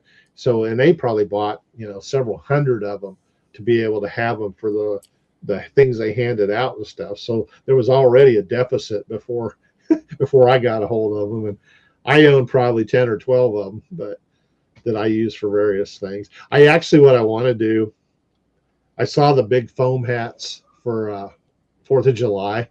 I want to see if either I can make one or get somebody to make one of them out of foam or what rubber, and I'll wear that at the show. Fantastic. Oh, Mayo's taking off. See you later, Mayo. Have a good night. Time, Mayo. Yeah, I've known him for a long time too. I've never met him actually, but we've been on because he was on Hoosier stuff a lot and still is, and so I've known of him. And Suzu, I finally got to meet him last year in Nashville, and we had a good time. So it was awesome. I miss him too. One of the rare people that has actually get to see his face. Yeah. I didn't even. It had to be at the show, and he didn't want a picture taken either. So he could stay anonymous. I think I do have one though somewhere. But that's why you got to carry those. What are they called there? The theater masks, the little mask on a stick. Yeah. Yeah.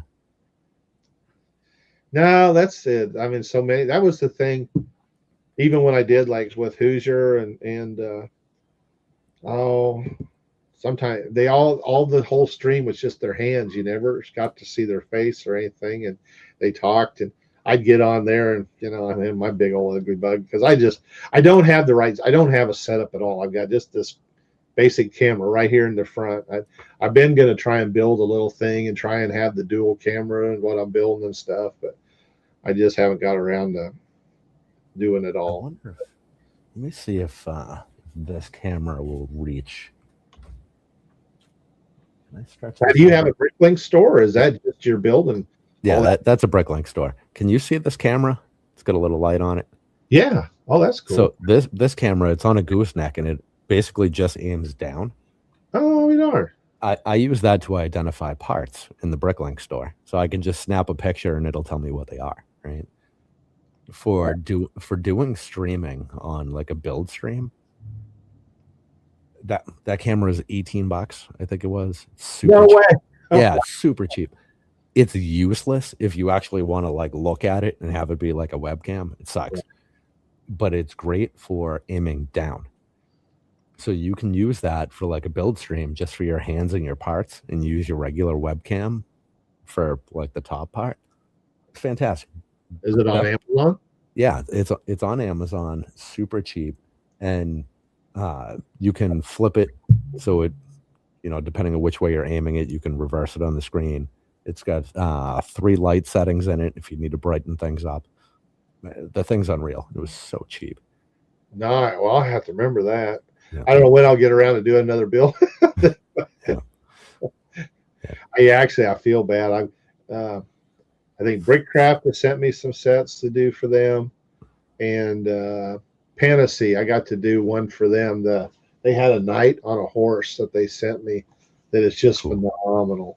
And Brickcraft, I really enjoyed all. They sent me all the Grinch stuff that year it first came out. And then to toot EJ Bocan that I was talking about earlier, he actually designed the two Yellowstone sets that Brickcraft did. They did this really cool cow skull. Actually, it's right here.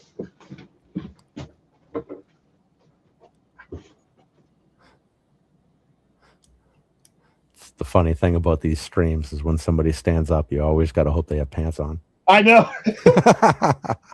And I'm there. Just wow, that's cool. This is amazing. I toot his horn all the time. And we hang out since we both are doing the show, and we actually end up rooming together. So we hang together. We spend a lot of time together, and it's got the plate on the back to hang on the wall. I want to hang it up on the wall somewhere. But he designed this, and then I'm not sure where I got it. He did a stallion and then it has the Yellowstone entryway thing. Wow. And so he is phenomenal builder too. And so, but I know that's where I was going. So all these, and I haven't bought a Lumi brick set yet, but I'm really want to, because I've heard nothing but good stuff about them. So, yep. I don't know where you are on the non-Lego spectrum, but man, I don't care. If I like it, I like it. So, my son loved Halo, so we own most of the Mega Block Halo collection, and it was some cool stuff. Yeah. Whoever designs for them has got some skills. Now, the brick could say, the clutch power stuff wasn't so great, but sometimes, but as far as the design and just the fun and the playability after you got them built, he had great hours of, and it was so cheap. That's how we had much of it. Toys R Us, they'd have buy one, get one free, buy two, get one free, half price all the time. So, yeah. And I'm one of them people. If I have one of any theme or set, I got to have the whole thing. And so I was buying it, even if he didn't necessarily want, you need this, you need. Yeah, I haven't dabbled into any of the alternative brands, I guess you'd call them. Yeah. But if Brickcraft is watching this and they want to send me the Futurama sets, I'm all about it. There you go. I would not turn them down. Very good. I bought the spaceship. I never really have watched the cartoon that much, No, it's really but I love that spaceship. So I haven't built it yet. And then they did a couple other little sets. The robot, I guess, I thought he looked pretty cool. Yeah. They've got a lot of fun stuff on there. Yeah, go on their website and check them out. Walmart carries some of the stuff, but not. They even have the Golden Girls. That's so funny. Yeah, And my niece loves the Golden Girls, and I need to order that set for one because it'll probably go away if I don't get it done. But it's so funny. Yeah, and they're so cheap. It's unbelievable. And they were the first one to figure out to actually make a brick built vase for the botanicals. yeah, Why was that not? That should have been a no brainer for Lego. Just do it. And no, they go. Lego makes a glass vase that they sell. Well, it's plastic, but it's not brick built. It's a plastic trans vase that you could buy for. I guess I've got a bunch of them, but especially the Asian themed stuff is what I have. I would love to own all of it. I like it a lot, but my wife's like, no, because I was going to try. I've been trying for 15 years to get her into building or anything, and she's very supportive, and God love her. She's the reason I was able to do what I did, to be available through all those seasons to try them out and stuff like that, because it becomes a part-time job. I mean, just to, because they're calling you, they need pictures, they need videos, they need interview stuff, and and then there's a lot of time in between and stuff. And so I did a lot of I was doing it anyway. Like I said, my entire life I've done things just to survive and whatever, just so I could stay free and do my own thing. And but it was good to have her support, at least that way. But yeah, on the Lego part, she thinks it's cool, but that's as far as it goes for her. Yeah, well, think about how much money you save by not dragging her into the hobby. Well, now I got my grandson, and and my son's kind of gotten back into it, and there's stuff he likes. And then even my daughter, she's a school teacher, and it's stressful. She's fourth grade, and she's somewhere along the line. I had kind of I gave my son-in-law a couple of sets because he's always been Technic and stuff, and she started kind of building. So now she comes over here and starts raiding my closets and stuff because she wants something to come home and just to build. And so now she's got stuff she likes, and I'm buying for her too. So I don't know. Oh no. The whole rest of the family, and now my granddaughter, I don't know. She's not 2 yet, but she's already liking to build and play with it and stuff. So I'll probably be buying her stuff too. You're going to be donating plasma for Lego sets soon. Here, take one of my kidneys. It's not working anyway here. Oh man. Yeah. Well, if it gets pricey. It is crazy. Okay, so let me think here. Brick convention. Does Brick Show set up at those? They do. So I guess if you want, I can kind of. I don't know how familiar with the conventions you are. So Brick convention, I've only been to one. Okay. We went to Springfield, Mass. Last year, the year before. That's one of the ones I missed last year. I only did a few last year. What got me fully, the thing with that show, once you get your stuff on the truck, because it's the only show that hauls the premier artist stuff around. Now Brick Universe might, I'm not sure, because I know a lot of the people that travel with that show, like Leah Chan and Paul Hetherington and stuff. They've been friends because I used to display it. That's where I was kind of the second show I really ever displayed at, was Brick Universe. It came to Dallas in 2015. But anyway, get back on topic here. I basically have a couple of crates, and all of them, when I pack up everything, all that goes into the crates, and then they truck it for us. But it's just the three of us, and then all the stuff to set up the show, which, like I said, they're the only ones that do that. So that's really nice, because last year, well, the 2 years previously, I was actually working for 4 different shows. I did Wow. all of the brick fan event stuff for 2 years, and I hauled the Western bill to some of the shows, but I had to haul it myself. And the ones I had to fly to, I just had to take what I could fit in the suitcase. And then the Ultimate Brick Show, I was able to drive. I did 3 shows with them last year, and I was able to haul a Western build to 2 of them. Brick Fair, it's for me, it's not about, that's nothing Lego math. It's I just been helping set it up, and like I said, I run the bling desk, and then did several shows for Grayson last year. But when it came to the fall last year, he did a California run, and he was trying to find one of us to do it. And I was like, oh man, it's been a dream. I want to take the Wild West build to the West Coast. So I said, I'll do all the shows you want me to out there. So I got my stuff on the truck. And so this year, I told him, look, you know what? You got the shows. I'm your man. I'll do it, and all but 2 of them. And it was just because of family stuff. But you was asking about brick shows. So there's Brick Show, It's a Block Party, Victoria's Secret, and now Brick Brigade, that literally they haul all their own stuff, but they literally travel to every city. They basically, like the young men that drive the trucks and stuff for Brick Convention, they follow along and travel to and set up every weekend and tear down every weekend. And I've known most of them since the beginning too. I met a lot of them because they do all the other shows too. I mean, they're just out there trying to survive and thrive like everybody else and doing it their way, which has been kind of fun. I mean, they're part of the family too. I've really gotten to know and enjoy hanging with all of them all the time too. So that's one of, another kind of unique thing about it. And then, like I said, we try to get as many local people as room will permit, as many local clubs and people. He does tend to have smaller venues, and sometimes we don't have as many displayers, and sometimes it may just be me, AC, and EJ that are only really the displays there. But we still have a lot of people come through and try to entertain them as best we can. So.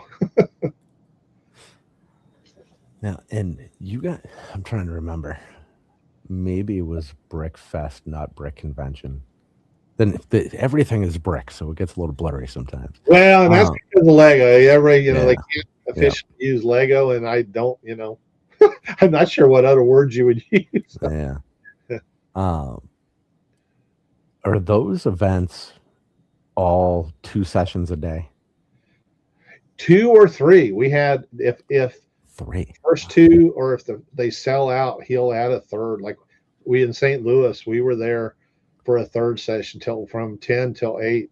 And in Columbus, we did 4 in one day. We started at 7 in the morning. We had a 7 to 9:30, and then went right into the 10 to 1 and 12. And that's something, I mean, honestly, in 3 hours, you can see and do about what it is. And it's nice to have that hour. And we usually, they'll let if there's a big enough line, they'll let them in a little early.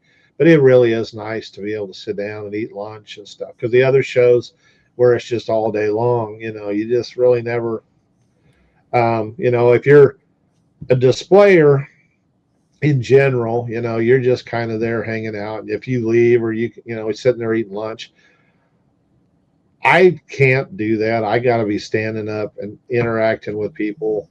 And that's partly just me too. A lot of them sit and talk, but I have to, I want to be up and engaging everybody as much as I can and stuff. So I'm on my feet the whole 3 hours at these shows and then the other shows all day long. And so it is kind of nice having that aspect of it. But man, 3 or 4 shows, that's insane. That is a hell of a day. It is a long day. Yeah. So one thing I've said on here before, and you had mentioned this, I think, before we went live is those shows are great for a young audience. We brought trying to think, did we have for Brick Fest? I think it was just my oldest. I don't think my youngest was around yet. And then for Brick Convention, we brought both kids, and they had a great time. It wasn't much of anything for like myself and my wife, but the girls had a blast, and it was just the right amount of time for them. And like you said, you have the right amount of time. You can come in, see everything, and you leave feeling fulfilled for what your objective was, right? Well, and I will say with Brick Convention, there's a lot of vendors. So there's a lot. In fact, half the show is probably vendors, because I mentioned the ones that travel with the show, but then there's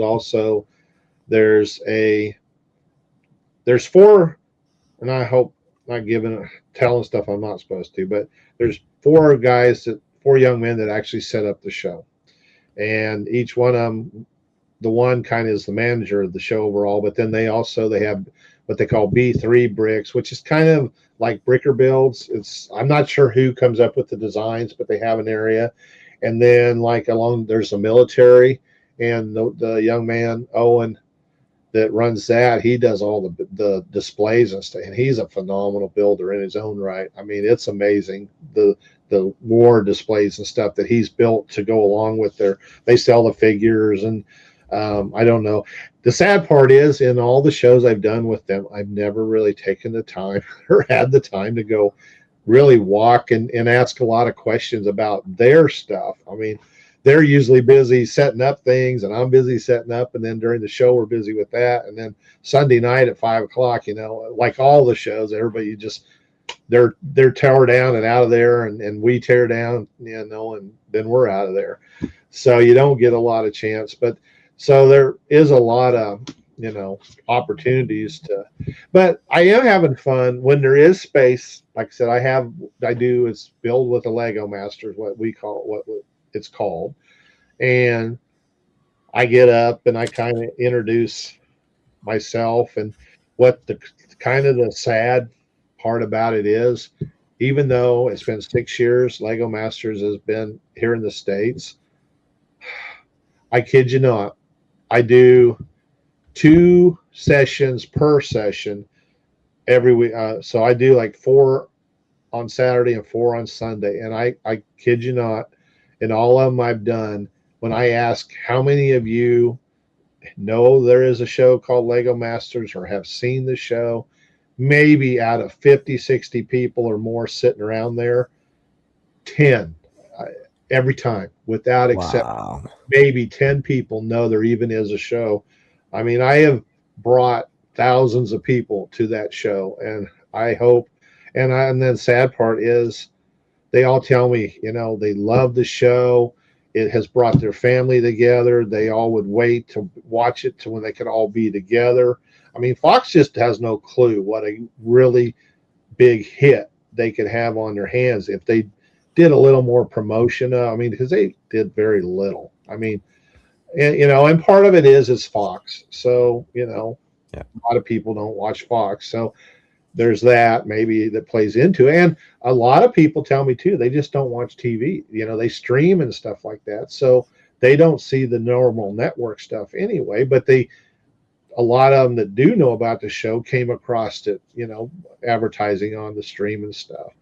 So, I do that and, educate them and all that. And so that adds a little bit of fun. And then we usually have the brick pit. They'll have just bricks for the kids to build. And then EJ over in his area, he's got his mosaics, but then he has a bunch of brick where the kids get to build stuff and kind of end up with like a city and all of that. So, we try to, we don't have a lot of like games and stuff like the bigger AFOL shows do. But they're there 3 or 4 days, and they're trying to entertain not only the public, but the AFOLs that are there, that have paid to be there. And that's the thing with Brick Convention.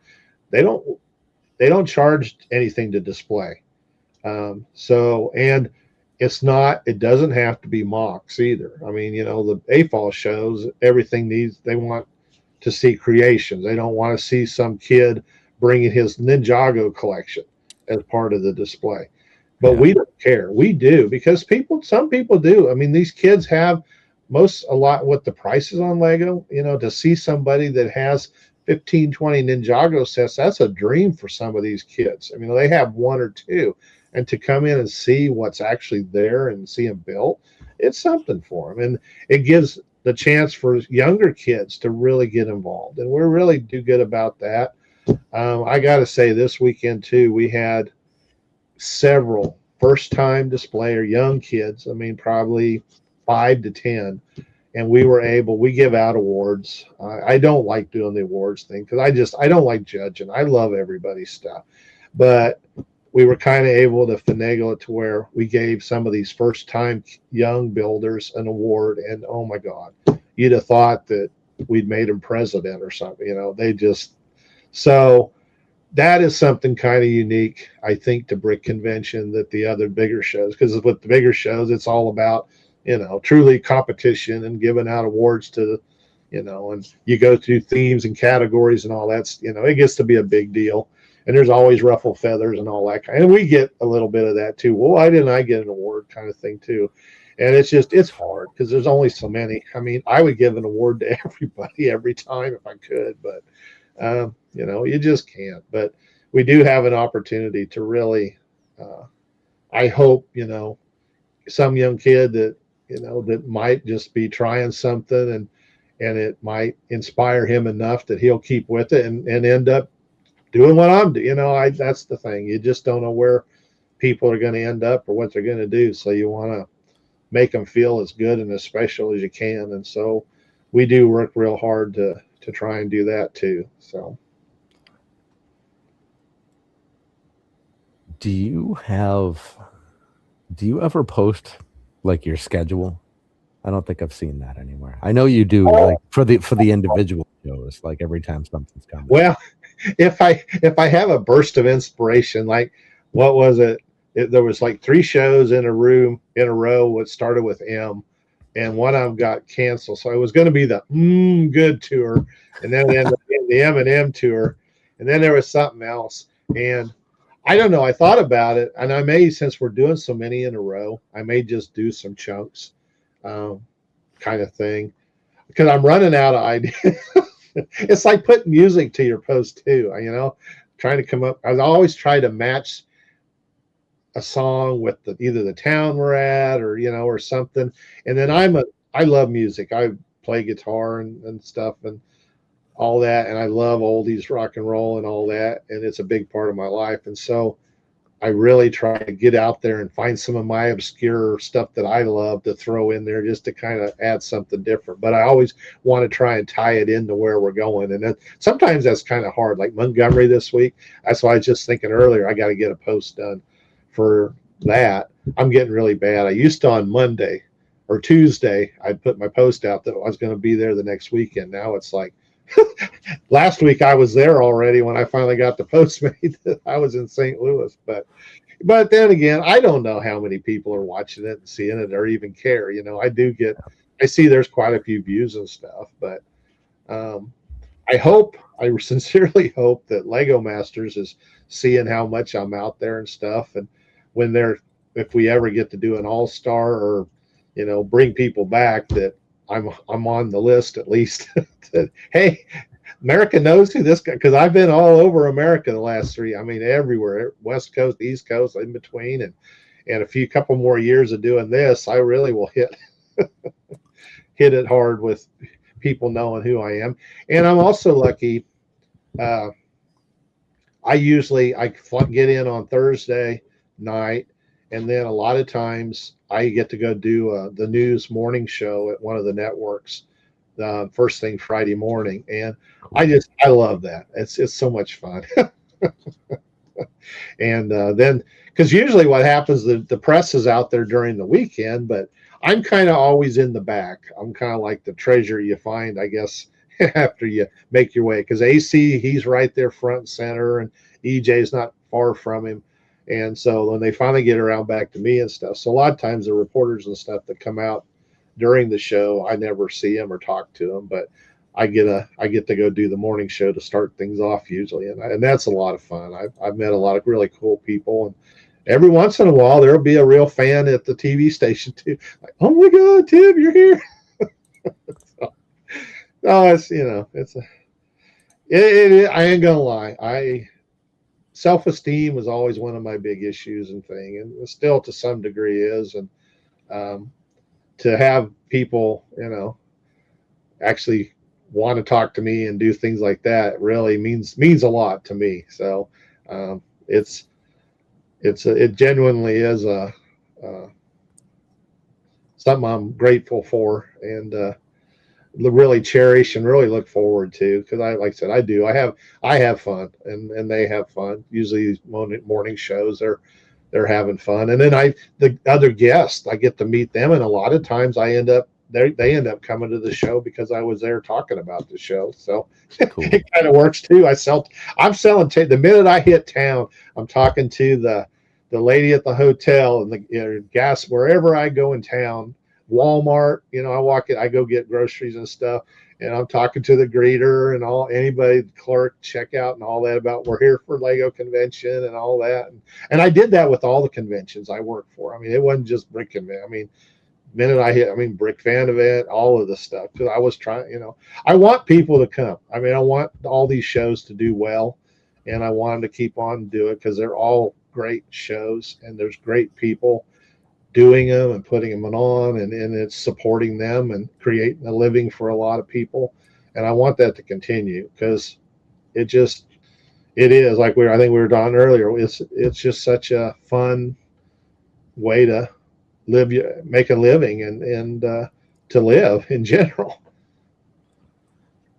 They should give you a pocket full of discounted tickets to just carry around with you. It seems like a missed opportunity. They maybe have thought about it. I just never know who I'm going to meet or whatever. But usually they can go online and get a little bit of get a perk. So, and I always manage to mention that and stuff too. But you're right. I'd probably be even worse than I am. I mean, I even talk to people on the elevator. I mean, all the guests at the hotel, if they get trapped on the elevator with me, they're going to hear about they're going to hear about whatever Lego convention I'm there representing that weekend. And it works to some degree, and the staff too. I mean, oh, you know what? My grandson or granddaughter, they would love that. When did you say it is? It is. It's just fun. And then if I get to go to the Lego store or whatever while I'm there, of course, I'm talking to the people back there by the pick and brick wall, and the staff. Usually the staff, they have to work, but the customers that are in there that get too close to me, why they learn about the show. They may or may not come. And then, if surprisingly enough, few people in the hotel that they saw me on the news or whatever that morning, because sometimes the hotels will have the different news stuff on. I'll come back to the hotel. Hey, we saw you on the show. We might have to come check it out. And I'm like, yes, you should.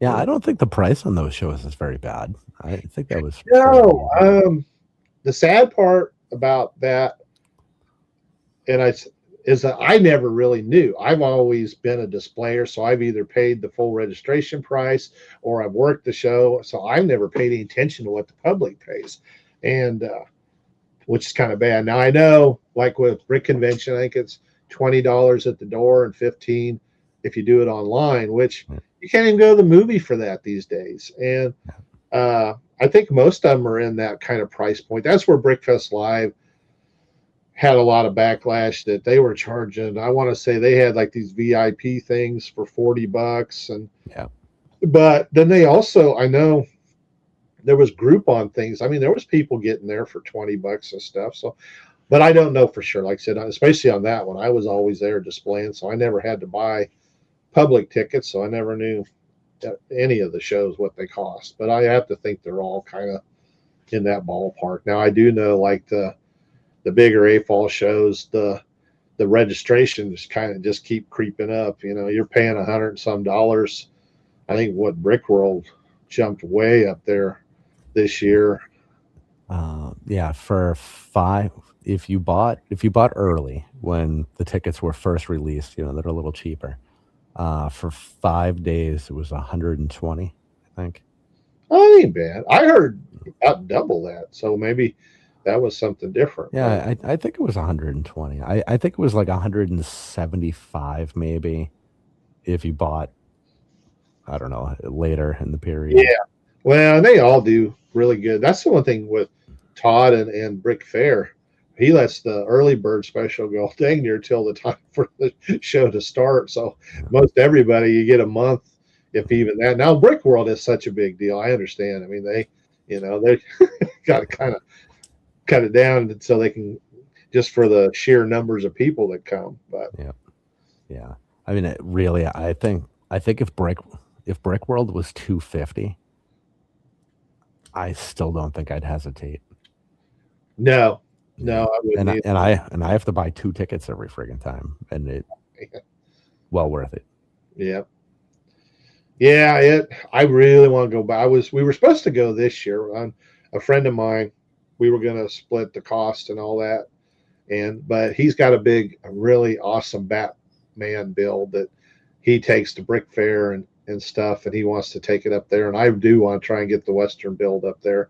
So hopefully, maybe this year. I don't know. We got to see. Hopefully, we don't have a brick convention that weekend, but if not, I need to work versus going and having fun. But I'd love to go back because I made so many great friends. Because that's the thing with the Instagram and all the social media. For me, I have no clue how you get monetized, and I have no idea how to figure it out. But what I use it for is I'm just trying to build my friend network, and I really do. I know it's not possible, but try and meet in person as many of the people I follow or get to or that follow me on Instagram. And that's kind of what happened, like you saying at Brick World with you. You met, and I give you the fact you met most of the people you wanted to meet. Great, because I had a pretty good list of people, and I didn't get to see probably half of them, and then the ones that I did, I see them. First thing Friday or whatever, and then I never saw them again the rest of the weekend. It was That's the real struggle. crazy, but that's what. And then the cool thing with that year, so many of them that I met, then they came to Brick Rodeo that year, and then we all ended up at Brick Slopes. So a lot of them, I really got to develop that friendship even more because I saw them several times that year. But I haven't been able to go back to Slopes or rodeo. I did last year. I didn't do it this year, and I don't know when I'll get back to that one. But I do. There's so many. Like I said, I want to get. I haven't been to Bricks Cascade, and I really want to try and do that. And then because I have, on the show there was several of the Canadian people, and we had Sam and Nina on there, and then I've gotten to know. I don't know Stephen, and Stephen, the two firefighters. Yo-Yo, I've gotten to know him real well. I didn't really get the other Stephen. I talked to him while Tim and I were there as part of before we found out we weren't on the show. But I haven't really got to talk to him since then. But having enough Canadian connections, I really would like to go up and do at least one of those shows because I know there's a couple of them that are really, really popular. So, and I have my passport now. So that was the rub a couple of years ago. I didn't have my passport. So I'm ready to go. And I don't know if I'll ever get to, but I'd love to go to Billund and see all that. And the show in Tokyo and the Japanese and Chinese builders are that's the thing. They have a Lego Master show that I think would be incredible to watch, but I have no idea where you would find them. Maybe I haven't taken the time to look on maybe YouTube or whatever, but there's 19 countries that have had Lego Master shows. That's crazy. Yeah, it is. So I wonder how many people can actually name 19 countries. I'm not one of them. Yeah, I don't think it's a lot. If I sat down and wrote them down, I might be able to come close. I don't know. I used to be really good with geography and all that, but I don't even know the city. Half the time, I probably don't even know the capitals anymore of some of these states I'm going to. And like where there's so many, like we did Springfield, Missouri last year, and then they did Springfield, Massachusetts. I didn't get to do that. And then this year we're doing Springfield, Illinois. I mean, all these Springfields and stuff. Yeah. And there's Well, several towns like that. So yeah, I think there's one in Ohio too, isn't there? I think yes, I believe there is. Isn't the one in Illinois? Is that the one? Yes, that's the one that Trump got all in trouble about, where the Haitians, I think, the Springfield, Ohio. Yeah, it might have been. But in Springfield, Illinois, isn't that where the Simpsons? Is that the Springfield the Simpsons are supposed to be at? I'm not really sure. Maybe. I'm not I I don't think really it know. is, and I don't know. I haven't watched The Simpsons in forever. I remember when it Yeah, first same. started. Yeah, it's been a long time. That's on Disney now, which is weird. Yeah, no, and there's a lot of things on Disney that kind of you nuts. Yeah. There's Pretty- horror movies on Disney now. It's just really strange. Yep. Well, we're on Disney Plus now, so woo, made the big time. Wait, Lego Masters? Yeah. Well, somehow with them taking over Hulu or whatever yeah, that deal, that's right. I mean, you can still go to Hulu and find it, but you can go to Disney Plus and we're there too. And then I tell everybody about Tubi, the TUBI, the free, because they have all of our stuff. They have the original UK version, and then they have, I think, 5 or 6 of the Australian seasons on there too. So I need to go on there and look, because I keep telling all this stuff, but I need to make sure what I'm telling is accurate. But I mean, it was at one point, or I wouldn't have been saying it, but I need to go on there and see just exactly what's on each one of them. But all right, yeah, I'll have to tell my kids about the Disney thing, because they would watch that. Okay, watch season 4. Yeah. The best season ever. Yeah. That's what I don't see anybody from my cast very often, but if I did, I'd tell them, you know what, you can thank me a little, because everybody that I meet, they usually have either went and watched season 4, or they're going to go home and start watching season 4. So I'm making them all a household name again too, right along with me. So they're getting a lot of free publicity, which I'm glad for. I mean, the whole show, I promote it just because it is such a great show, and everybody that I've been fortunate enough to meet and get to know and all that from all the seasons are just wonderful people. I mean, as much guff or much, especially, and it's sad that a lot of the AFOLs, and I get it, because a lot of them have tried out and didn't make it, and there's some hurt feelings and stuff there, and I understand that. I mean, and I wish I had an inkling of who, how, why they choose who they do, but at the end of the day, though, everybody that did make it on there, it was usually part of the conventions, before, and was a part of the community before. And they still continue to be just the same lovable, involved people that they were before. And so, that's the thing I think people kind of lose sight of too, that they get a little, all the drama, and, I don't watch it and then surprisingly enough, even the public, when the first 2 seasons, they did a lot of blowing them up and smashing them and stuff like that. That turned a lot of people off, I guess. So, and I know, there's a few AFOLs that it really turned off too, but in fact, Corey, it really bugged him, and and he was one of the original season, and when they smashed him and stuff, and it hurt, and he still, because when we do panels and stuff, he talks about that, but so I tell everybody, that's the one plug for season 4. I said, we didn't blow anything up. I said, we had a volcano, so syrupy stuff got all over everything, but nothing got destroyed. so if you don't like that, jump right into season 4. I wonder how many people can place contestants with their seasons. So speaking for myself, the majority of the Lego Masters I've seen has been on YouTube, because I care way more about the people and the builds than the drama. I don't have any patience for the drama of it. But obviously, with this kind of show, I care about people. Like the people very much interest me, and the brick is clearly very important. So if you go and on YouTube, you can just see the little interview snippets, and you can just see the builds, and you don't have to worry about all of the the dramatic oohs and ahs and like the frozen stares across the room. You could skip all of that. Right. But it makes it very hard to connect all the pieces, like who is actually in what season, because you're seeing like this build and that makes it very hard.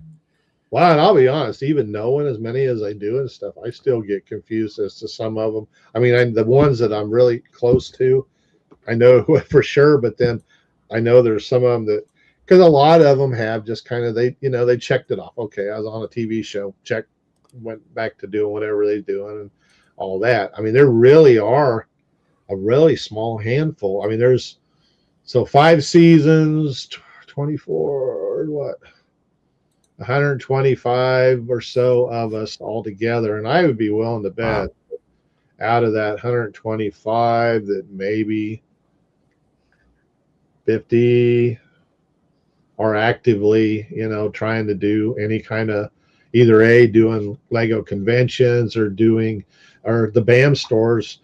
Even with all that publicity right now, we're a great source for us. I mean, they like grand openings and anniversaries.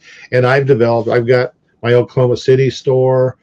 I've got Wichita. I did their grand opening. The Springfield, Missouri store got really close. Actually, I met a lot of them because I typically, when I go to these towns, if I'm driving Monday before I come home, I go try to visit all of them and just say hi and let them know I'm around and get to know them a little bit. There again, you asked me earlier about getting the phone calls and stuff. As a rule, no. Now, on some of them, they have reached out to me about doing events and stuff for them. But it's because partly I've laid the groundwork. I make the time to go, and not just the BAM, any independent like St. Louis, there is, it is a phenomenal store, the Minifig Plus, and that's all the locals. That's where they shop. Oh my God, it was a nice big shop. They had great prices. And the guys, I got to talk to the owner. I think they were the owners and stuff, and just spend some time in there. And so I do try to, that's the thing. I'm out there networking and, and reaching out to people. And even on like Instagram, I try to follow all the BAM stores and stuff like that and comment on their posts and stuff. Like Houston, there's 12 stores open now. Wow. Going to be 15. And when I drove 2 weeks ago, we did Midland, Texas. So I didn't want to come all the way back to Oklahoma. So I just drove over to Houston, where we lived down there for about 30 years. We just moved up to Oklahoma too. So we got family and a lot of friends there in Houston. So I spent a couple of days, or was going to be a couple of days, but I ended up having to go. But I went on my way out of town, I was literally able to go to 3 of the new BAM stores and introduce myself and talk to the owners. 2 of them one's a retired police officer, and the one's still an active police officer that own 2 of the different stores there in Houston. So, that's it's unfortunate about all this stuff going on, because the actual stores, the owners and the stuff are just wonderful people, and they're all about community and building something that is much more than just a Lego store. It's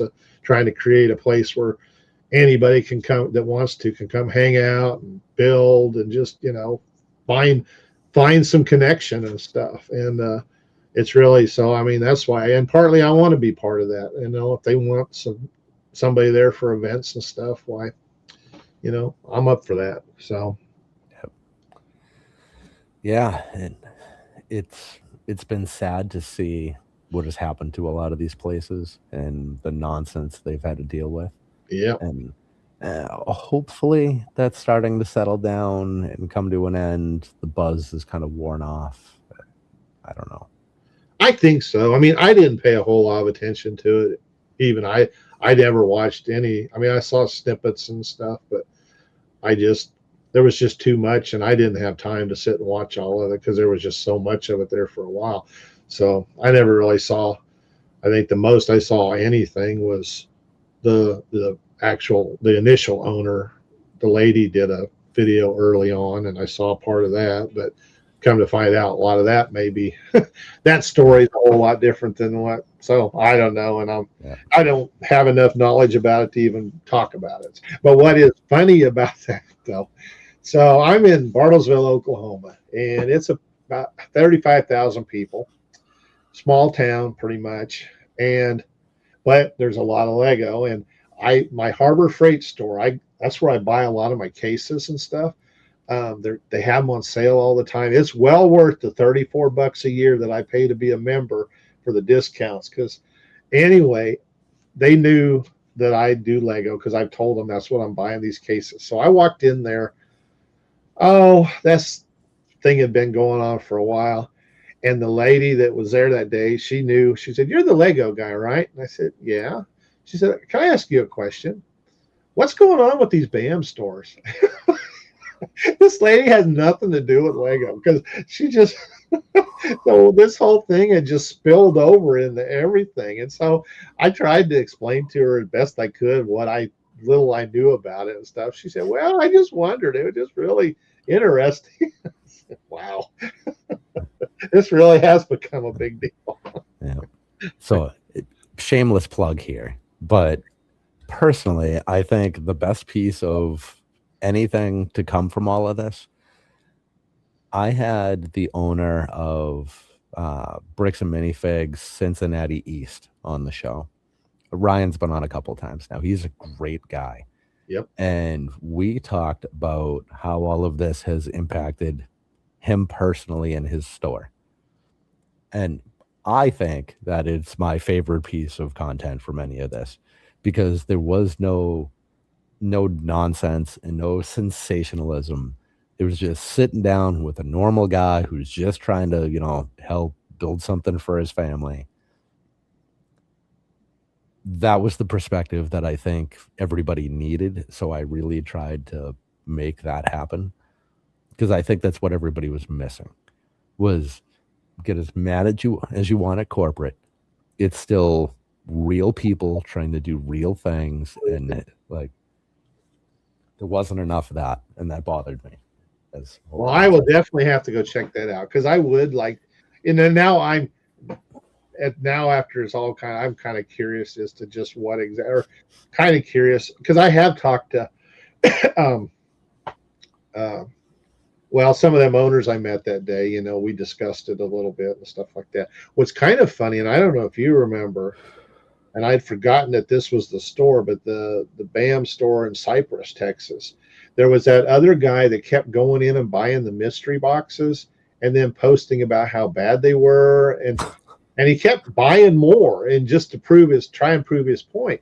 Well, that was the store. And I went in there and he was telling me, I'd forgot all about it. And he said, "Yeah," I said, "the guy never actually talked to me, but he was coming in and buying, making a big deal. And he was taking, I guess there's coupons inside and he was printing them himself and taking, I just was being a total asshole about the whole thing. I mean, but that was that store, I guess. And the guy, oh my God. And him and his little boy was there with him that day. And that's who it's for. I mean, it's all about them. I mean, it's just he's an IT guy, as his main thing, trying to do something fun. And I think he's got a really pretty successful store. I liked it. It was a good store. And, but this one guy just kind of made it his personal mission to try and. It's so sad. It is. It really is. Because when you get to know the people, but. Yeah. People just need more to do with their lives and stop bothering other people. No, and that's it. Because you don't realize how you're affecting. It's just like to go back to the Brickfest Live thing. It got so much hate from the AFOL, the Lego community in general. But the thing about it was there was a lot of good people there was two teams, because at one point, right, I don't know, they were all over. They were doing two shows a weekend all over the country. So they literally had two crews that were setting these shows up, and then they even went to Europe with it and just all this stuff. And I was fortunate enough, I got to work with both crews, because I did a Patrick and I, Grandpappy Patrick, was the first one I did for them as a Lego master. We got to go to Las Vegas. Oh my God, that was so much fun. But I got to work with one crew out there.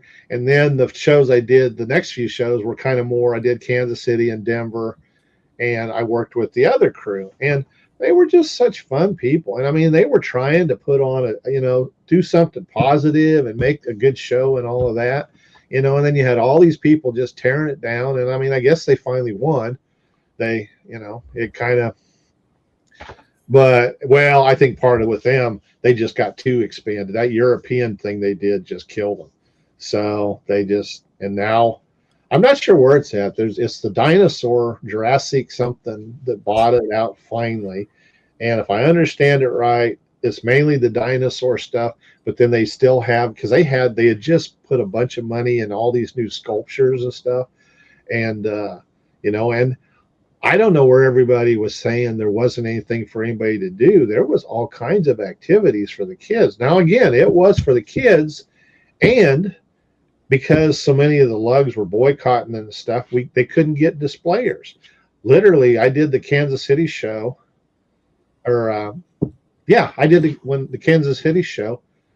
The Kansas City lug did not want to be part of it, so I think I was the only one that had. I had my usual setup stuff for where the Lego Master was supposed to be, but I took my original samurai build that I had done with my original cowboy build, just to have something else out there for people to see. And that was it that weekend in Kansas City. So, had there been more, and then you would go like Las Vegas. Oh my God, the Las Vegas lug, that was their only show. So they made a big deal of it. I don't know. I just wish people would if you want to just understand that there's different kinds of shows. And if there's an opportunity to display for free, and if you like to display, jump on it. I mean, the idea is to show your stuff to the public. Who cares where it's at? And so many of them got hung up on the price for that they were charging. If people are willing to pay it and come to the show, that's on them. I mean, I get it. I mean, I think there may have been some false, the way things were advertised, maybe. I don't know. I never paid attention to a lot of that. But like I said, I did. Knowing what I knew, I tried to ask everybody that I interacted with, are you enjoying the show? Are you getting, and I always got yeses out of it. So I don't know. Enough of my soapbox. All right. So we're closing in on 2.5 hours here, if you can believe it. My gosh, it has that. Yeah. So we should probably start wrapping up. So I guess last question is, what do you think is next for you? So we've talked about a potential next build and some next shows. Are you going to stick with Brick Convention and keep riding it out, or what are you thinking there? I hope so. I mean, as far as I know, that's kind of the thing. I haven't seen anything much about the schedule next year. It'll be a little bit before any of that comes out, but I want to. I found my place. I mean, like I said, I did all these other shows and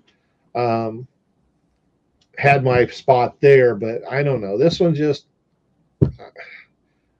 seems to fit me, and I have my own space, and I'm treated very well. I mean, I've got banner. I mean, it almost looks I'm sure some people like, my God, this guy's so full of himself. His name's here and there, and they got banners here and there. And they provided that kind of. I didn't have. That was kind of the thing that really touched me. That wow, because a couple of the other shows, I was supposed to get some of that stuff, and they never, I was just there. They never really,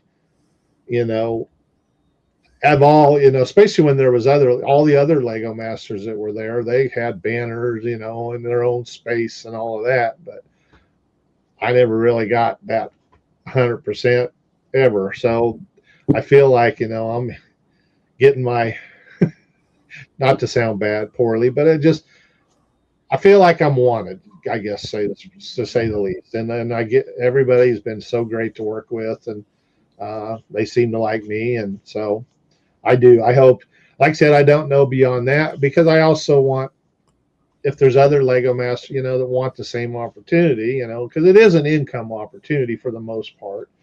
And there's only so few of these kind of, I don't want to hog it all for, but at the same time, I'm,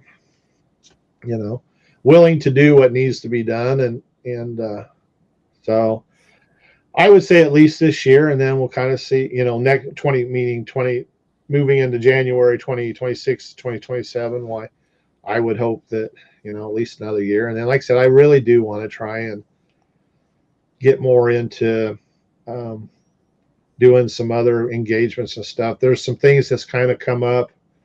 I don't know the people I met and talked to about, I haven't been in touch with, but that kind of are leading into bigger and different things and allow me to maybe serve and do more. I want to continue with Lego as a basis for it all, because I think it's such a great medium and tool to use for so many different things.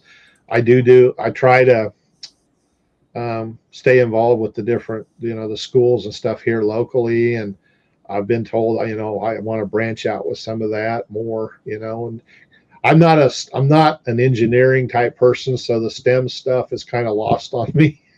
I mean, I could figure some of it out, and I do like some of that, but that's not really my expertise.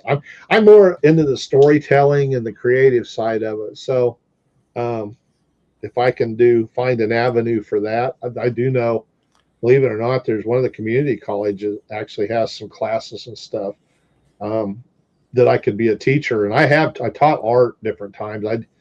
Over the years, I've taught several things over the years. So I would never want to be a full-time teacher, but it would be kind of fun to do the Lego thing, I think, especially at the college level, because you're dealing with, kids that are kind of, I love the little kids, but I love the big kids too. So I love doing adult classes too. That is one of the things, and I'll shut up after that. I really want to try and figure out how to include like assisted living centers and providing some programs and stuff, because A, it gives them something to do, and B, it gives me an opportunity to sit and just listen to stories and history and all that kind of stuff. Because growing up, I grew up in a little town of 100 people in western Kansas, and I had both sets of grandparents that lived a block away. My two great grandmothers, the one great grandmother literally lived right behind, and I got to spend a lot of time just with them. When both my grandfathers passed away about the same time, so I still had my grandmothers and my one great grandma. My grandma was her daughter, so we moved her in with her. And so when one or the other when great grandma had to go to the doctor, well, I'd sit with great grandma, and just the stories and all the history and stuff. And I really enjoy that. And then that's a big thing too, when I run into the people at the show, the older people at the shows that are into Lego and stuff, I get to hear, a lot more than just about their Lego collection. A lot of times they got a lot of great stories and stuff, and so that's a big thing I do want to try and really, I've been talking about it for a long time, but I've never really had the time to pursue it much. So I do want to work in that direction too. So I don't know. There's a whole lot of things, and I get more excited because I would have never guessed that this is where I would be right now 2 years ago. I mean, I kind of hoped, but that was the one reality check, I guess, with the whole Lego Master thing.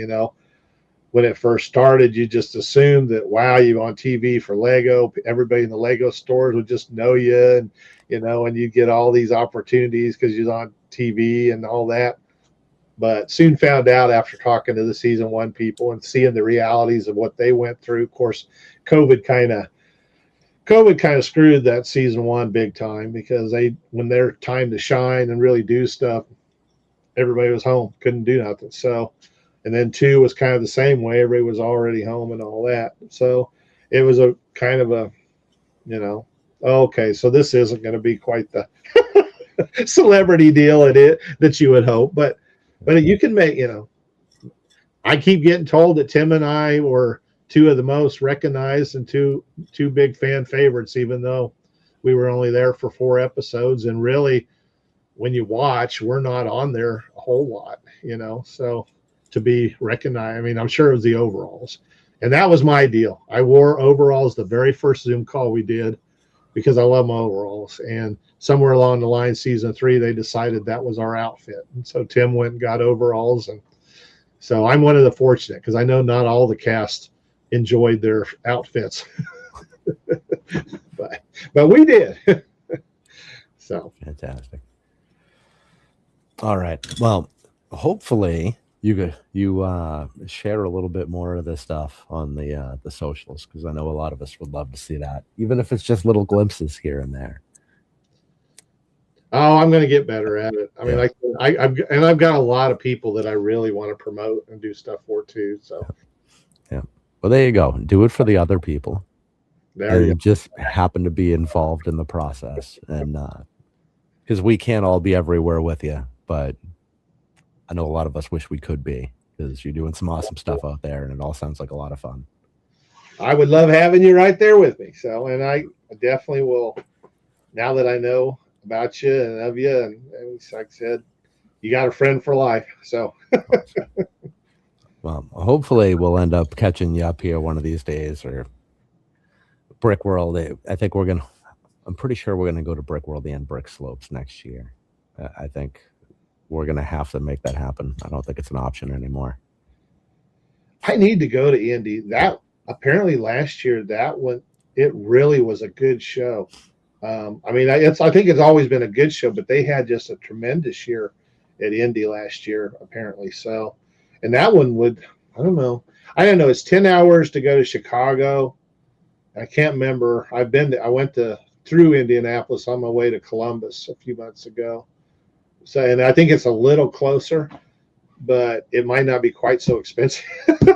Yeah. Being in Indianapolis, the hotels and stuff might not be quite so expensive, but I don't know. I definitely. And then there's Brick Days up in Colorado, or on Nebraska, Omaha. Yeah, I don't know that one. It's become getting to be a bigger show, and that one's pretty close. Yeah, I mean, there's a lot of shows. So good. I hope they all stay very successful. Me too. And someday, maybe somebody will put something decent together in New England. Hopefully, someday. Never say never. California's coming back. LA had been without a show for a long time, and now there's Brickcentric, I think they did last year, and they're going to do it again in January. So, yeah, it's Shy had Mel Iceberg Bricks on, and they didn't have a whole lot of fantastic things to say about it. Oh, really? Yeah, I mean, maybe it's because it's still early in recovery time out there. I don't really know, but we'll see. Yeah, I keep telling Shy I'd love to do his sitting on a stoop sometime, because I haven't gotten to know him real well, but I've seen him a couple of times, and he'd be a lot of fun.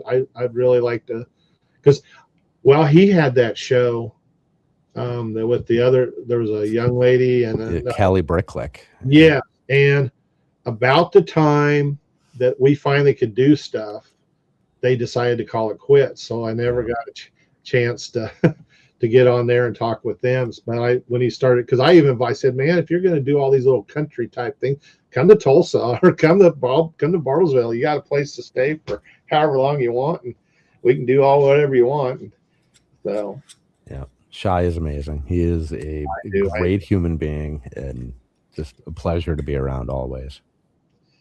He sure seems like I said, I've only interacted with him a couple of times, but I really have enjoyed. I was watching that Cali Click a lot, and I try to watch a lot of the sitting on the stoop interviews and stuff, because a lot of the people he's talking to are friends of mine as well. I mean, Mel, I've known Mel now for a few years. Mel and I, we've done some things together, been at the same conventions and stuff, but we really haven't worked together like I have with some of the others. So I haven't got that chance to really, but he actually was kind of my main inspiration after I saw him, because he was kind of how thought I wanted my career post show to kind of go, because they ended up on him, and Corey and Manny and Travis ended up on Food Network and did this Buddy versus Christmas thing, and I love Food Network, so I was like, man, that would be so cool to try and find something to do on Food Network. But I don't know how that's ever going to happen. But anyway, I just watching what he's done and stuff, and he and I know you wanted to shut this off, but and I'll quit after this, but he's kind of in charge. Todd finally kind of embraced Lego Masters for Brick Fair. Now he only does it at the big one, Chantilly, and now that they're doing it in Mel's hometown, Baltimore, there here in a couple weeks. Mel was in charge of it in Chantilly, and he's in charge again, and he did a great job of putting a panel again, the way he emceed it and stuff like that. So I hope to get to do more stuff with him as well, because he's a lot of fun. I mean, and he's a little younger than I am, but he's a grandpa and all that too. So grandpa's got to stick together. So there you go. Well, it has been a pleasure. It's been great hanging out tonight. Oh, thank you. Great to finally meet you. I will definitely be in touch about something else not too far from now. I think we have another charity event coming up. Absolutely. Not too far from now. So I'd love to get you involved with that. I think that'd be a lot of fun. Well, and I did for a while. There was the 72-hour stream, kind of what you were talking about with everybody. They reached out. I mean, there was a lot of the Hoosier group and stuff, but we had Mayo, Dunsham did. You picked, well, it was 72 hours kind of stretched into a longer thing, but everybody kind of picked 1 hour, 2 hour slots. And I was able to do, I did it for several years. I don't know if they did it again this year or not, but kind of the same thing. And I don't know. I don't remember if it was so much for charity or just trying to give everybody a chance to get out there and be seen and that kind of thing. But I would love, whatever I can do to help. Why? All right. Always there. Yeah. Well, I appreciate that. That'll be great. So thank you again, everyone in chat. We love you guys. I will see you next week. Next week's guest is Rapid Bricks. We're going to talk some 3D printing and a little bit of bricklaying. Ooh, I'll check in on that. All right. Some fun odds and ends. He is unbelievable with the 3D prints. He does very unique storage towers with like 4 or 5 rotating tiers and awesome stuff, and great pricing too. I think it's rapidbrickshop.com. I think it's the address. I think I did see something. Thanks, Sizu. I wondered if they did one or not. So he posted about the 72-hour thing. Okay. All right. Well, thank you again. Thank you, everyone. We will see you next time. Everyone have an awesome night. All right. Love y'all. See you live.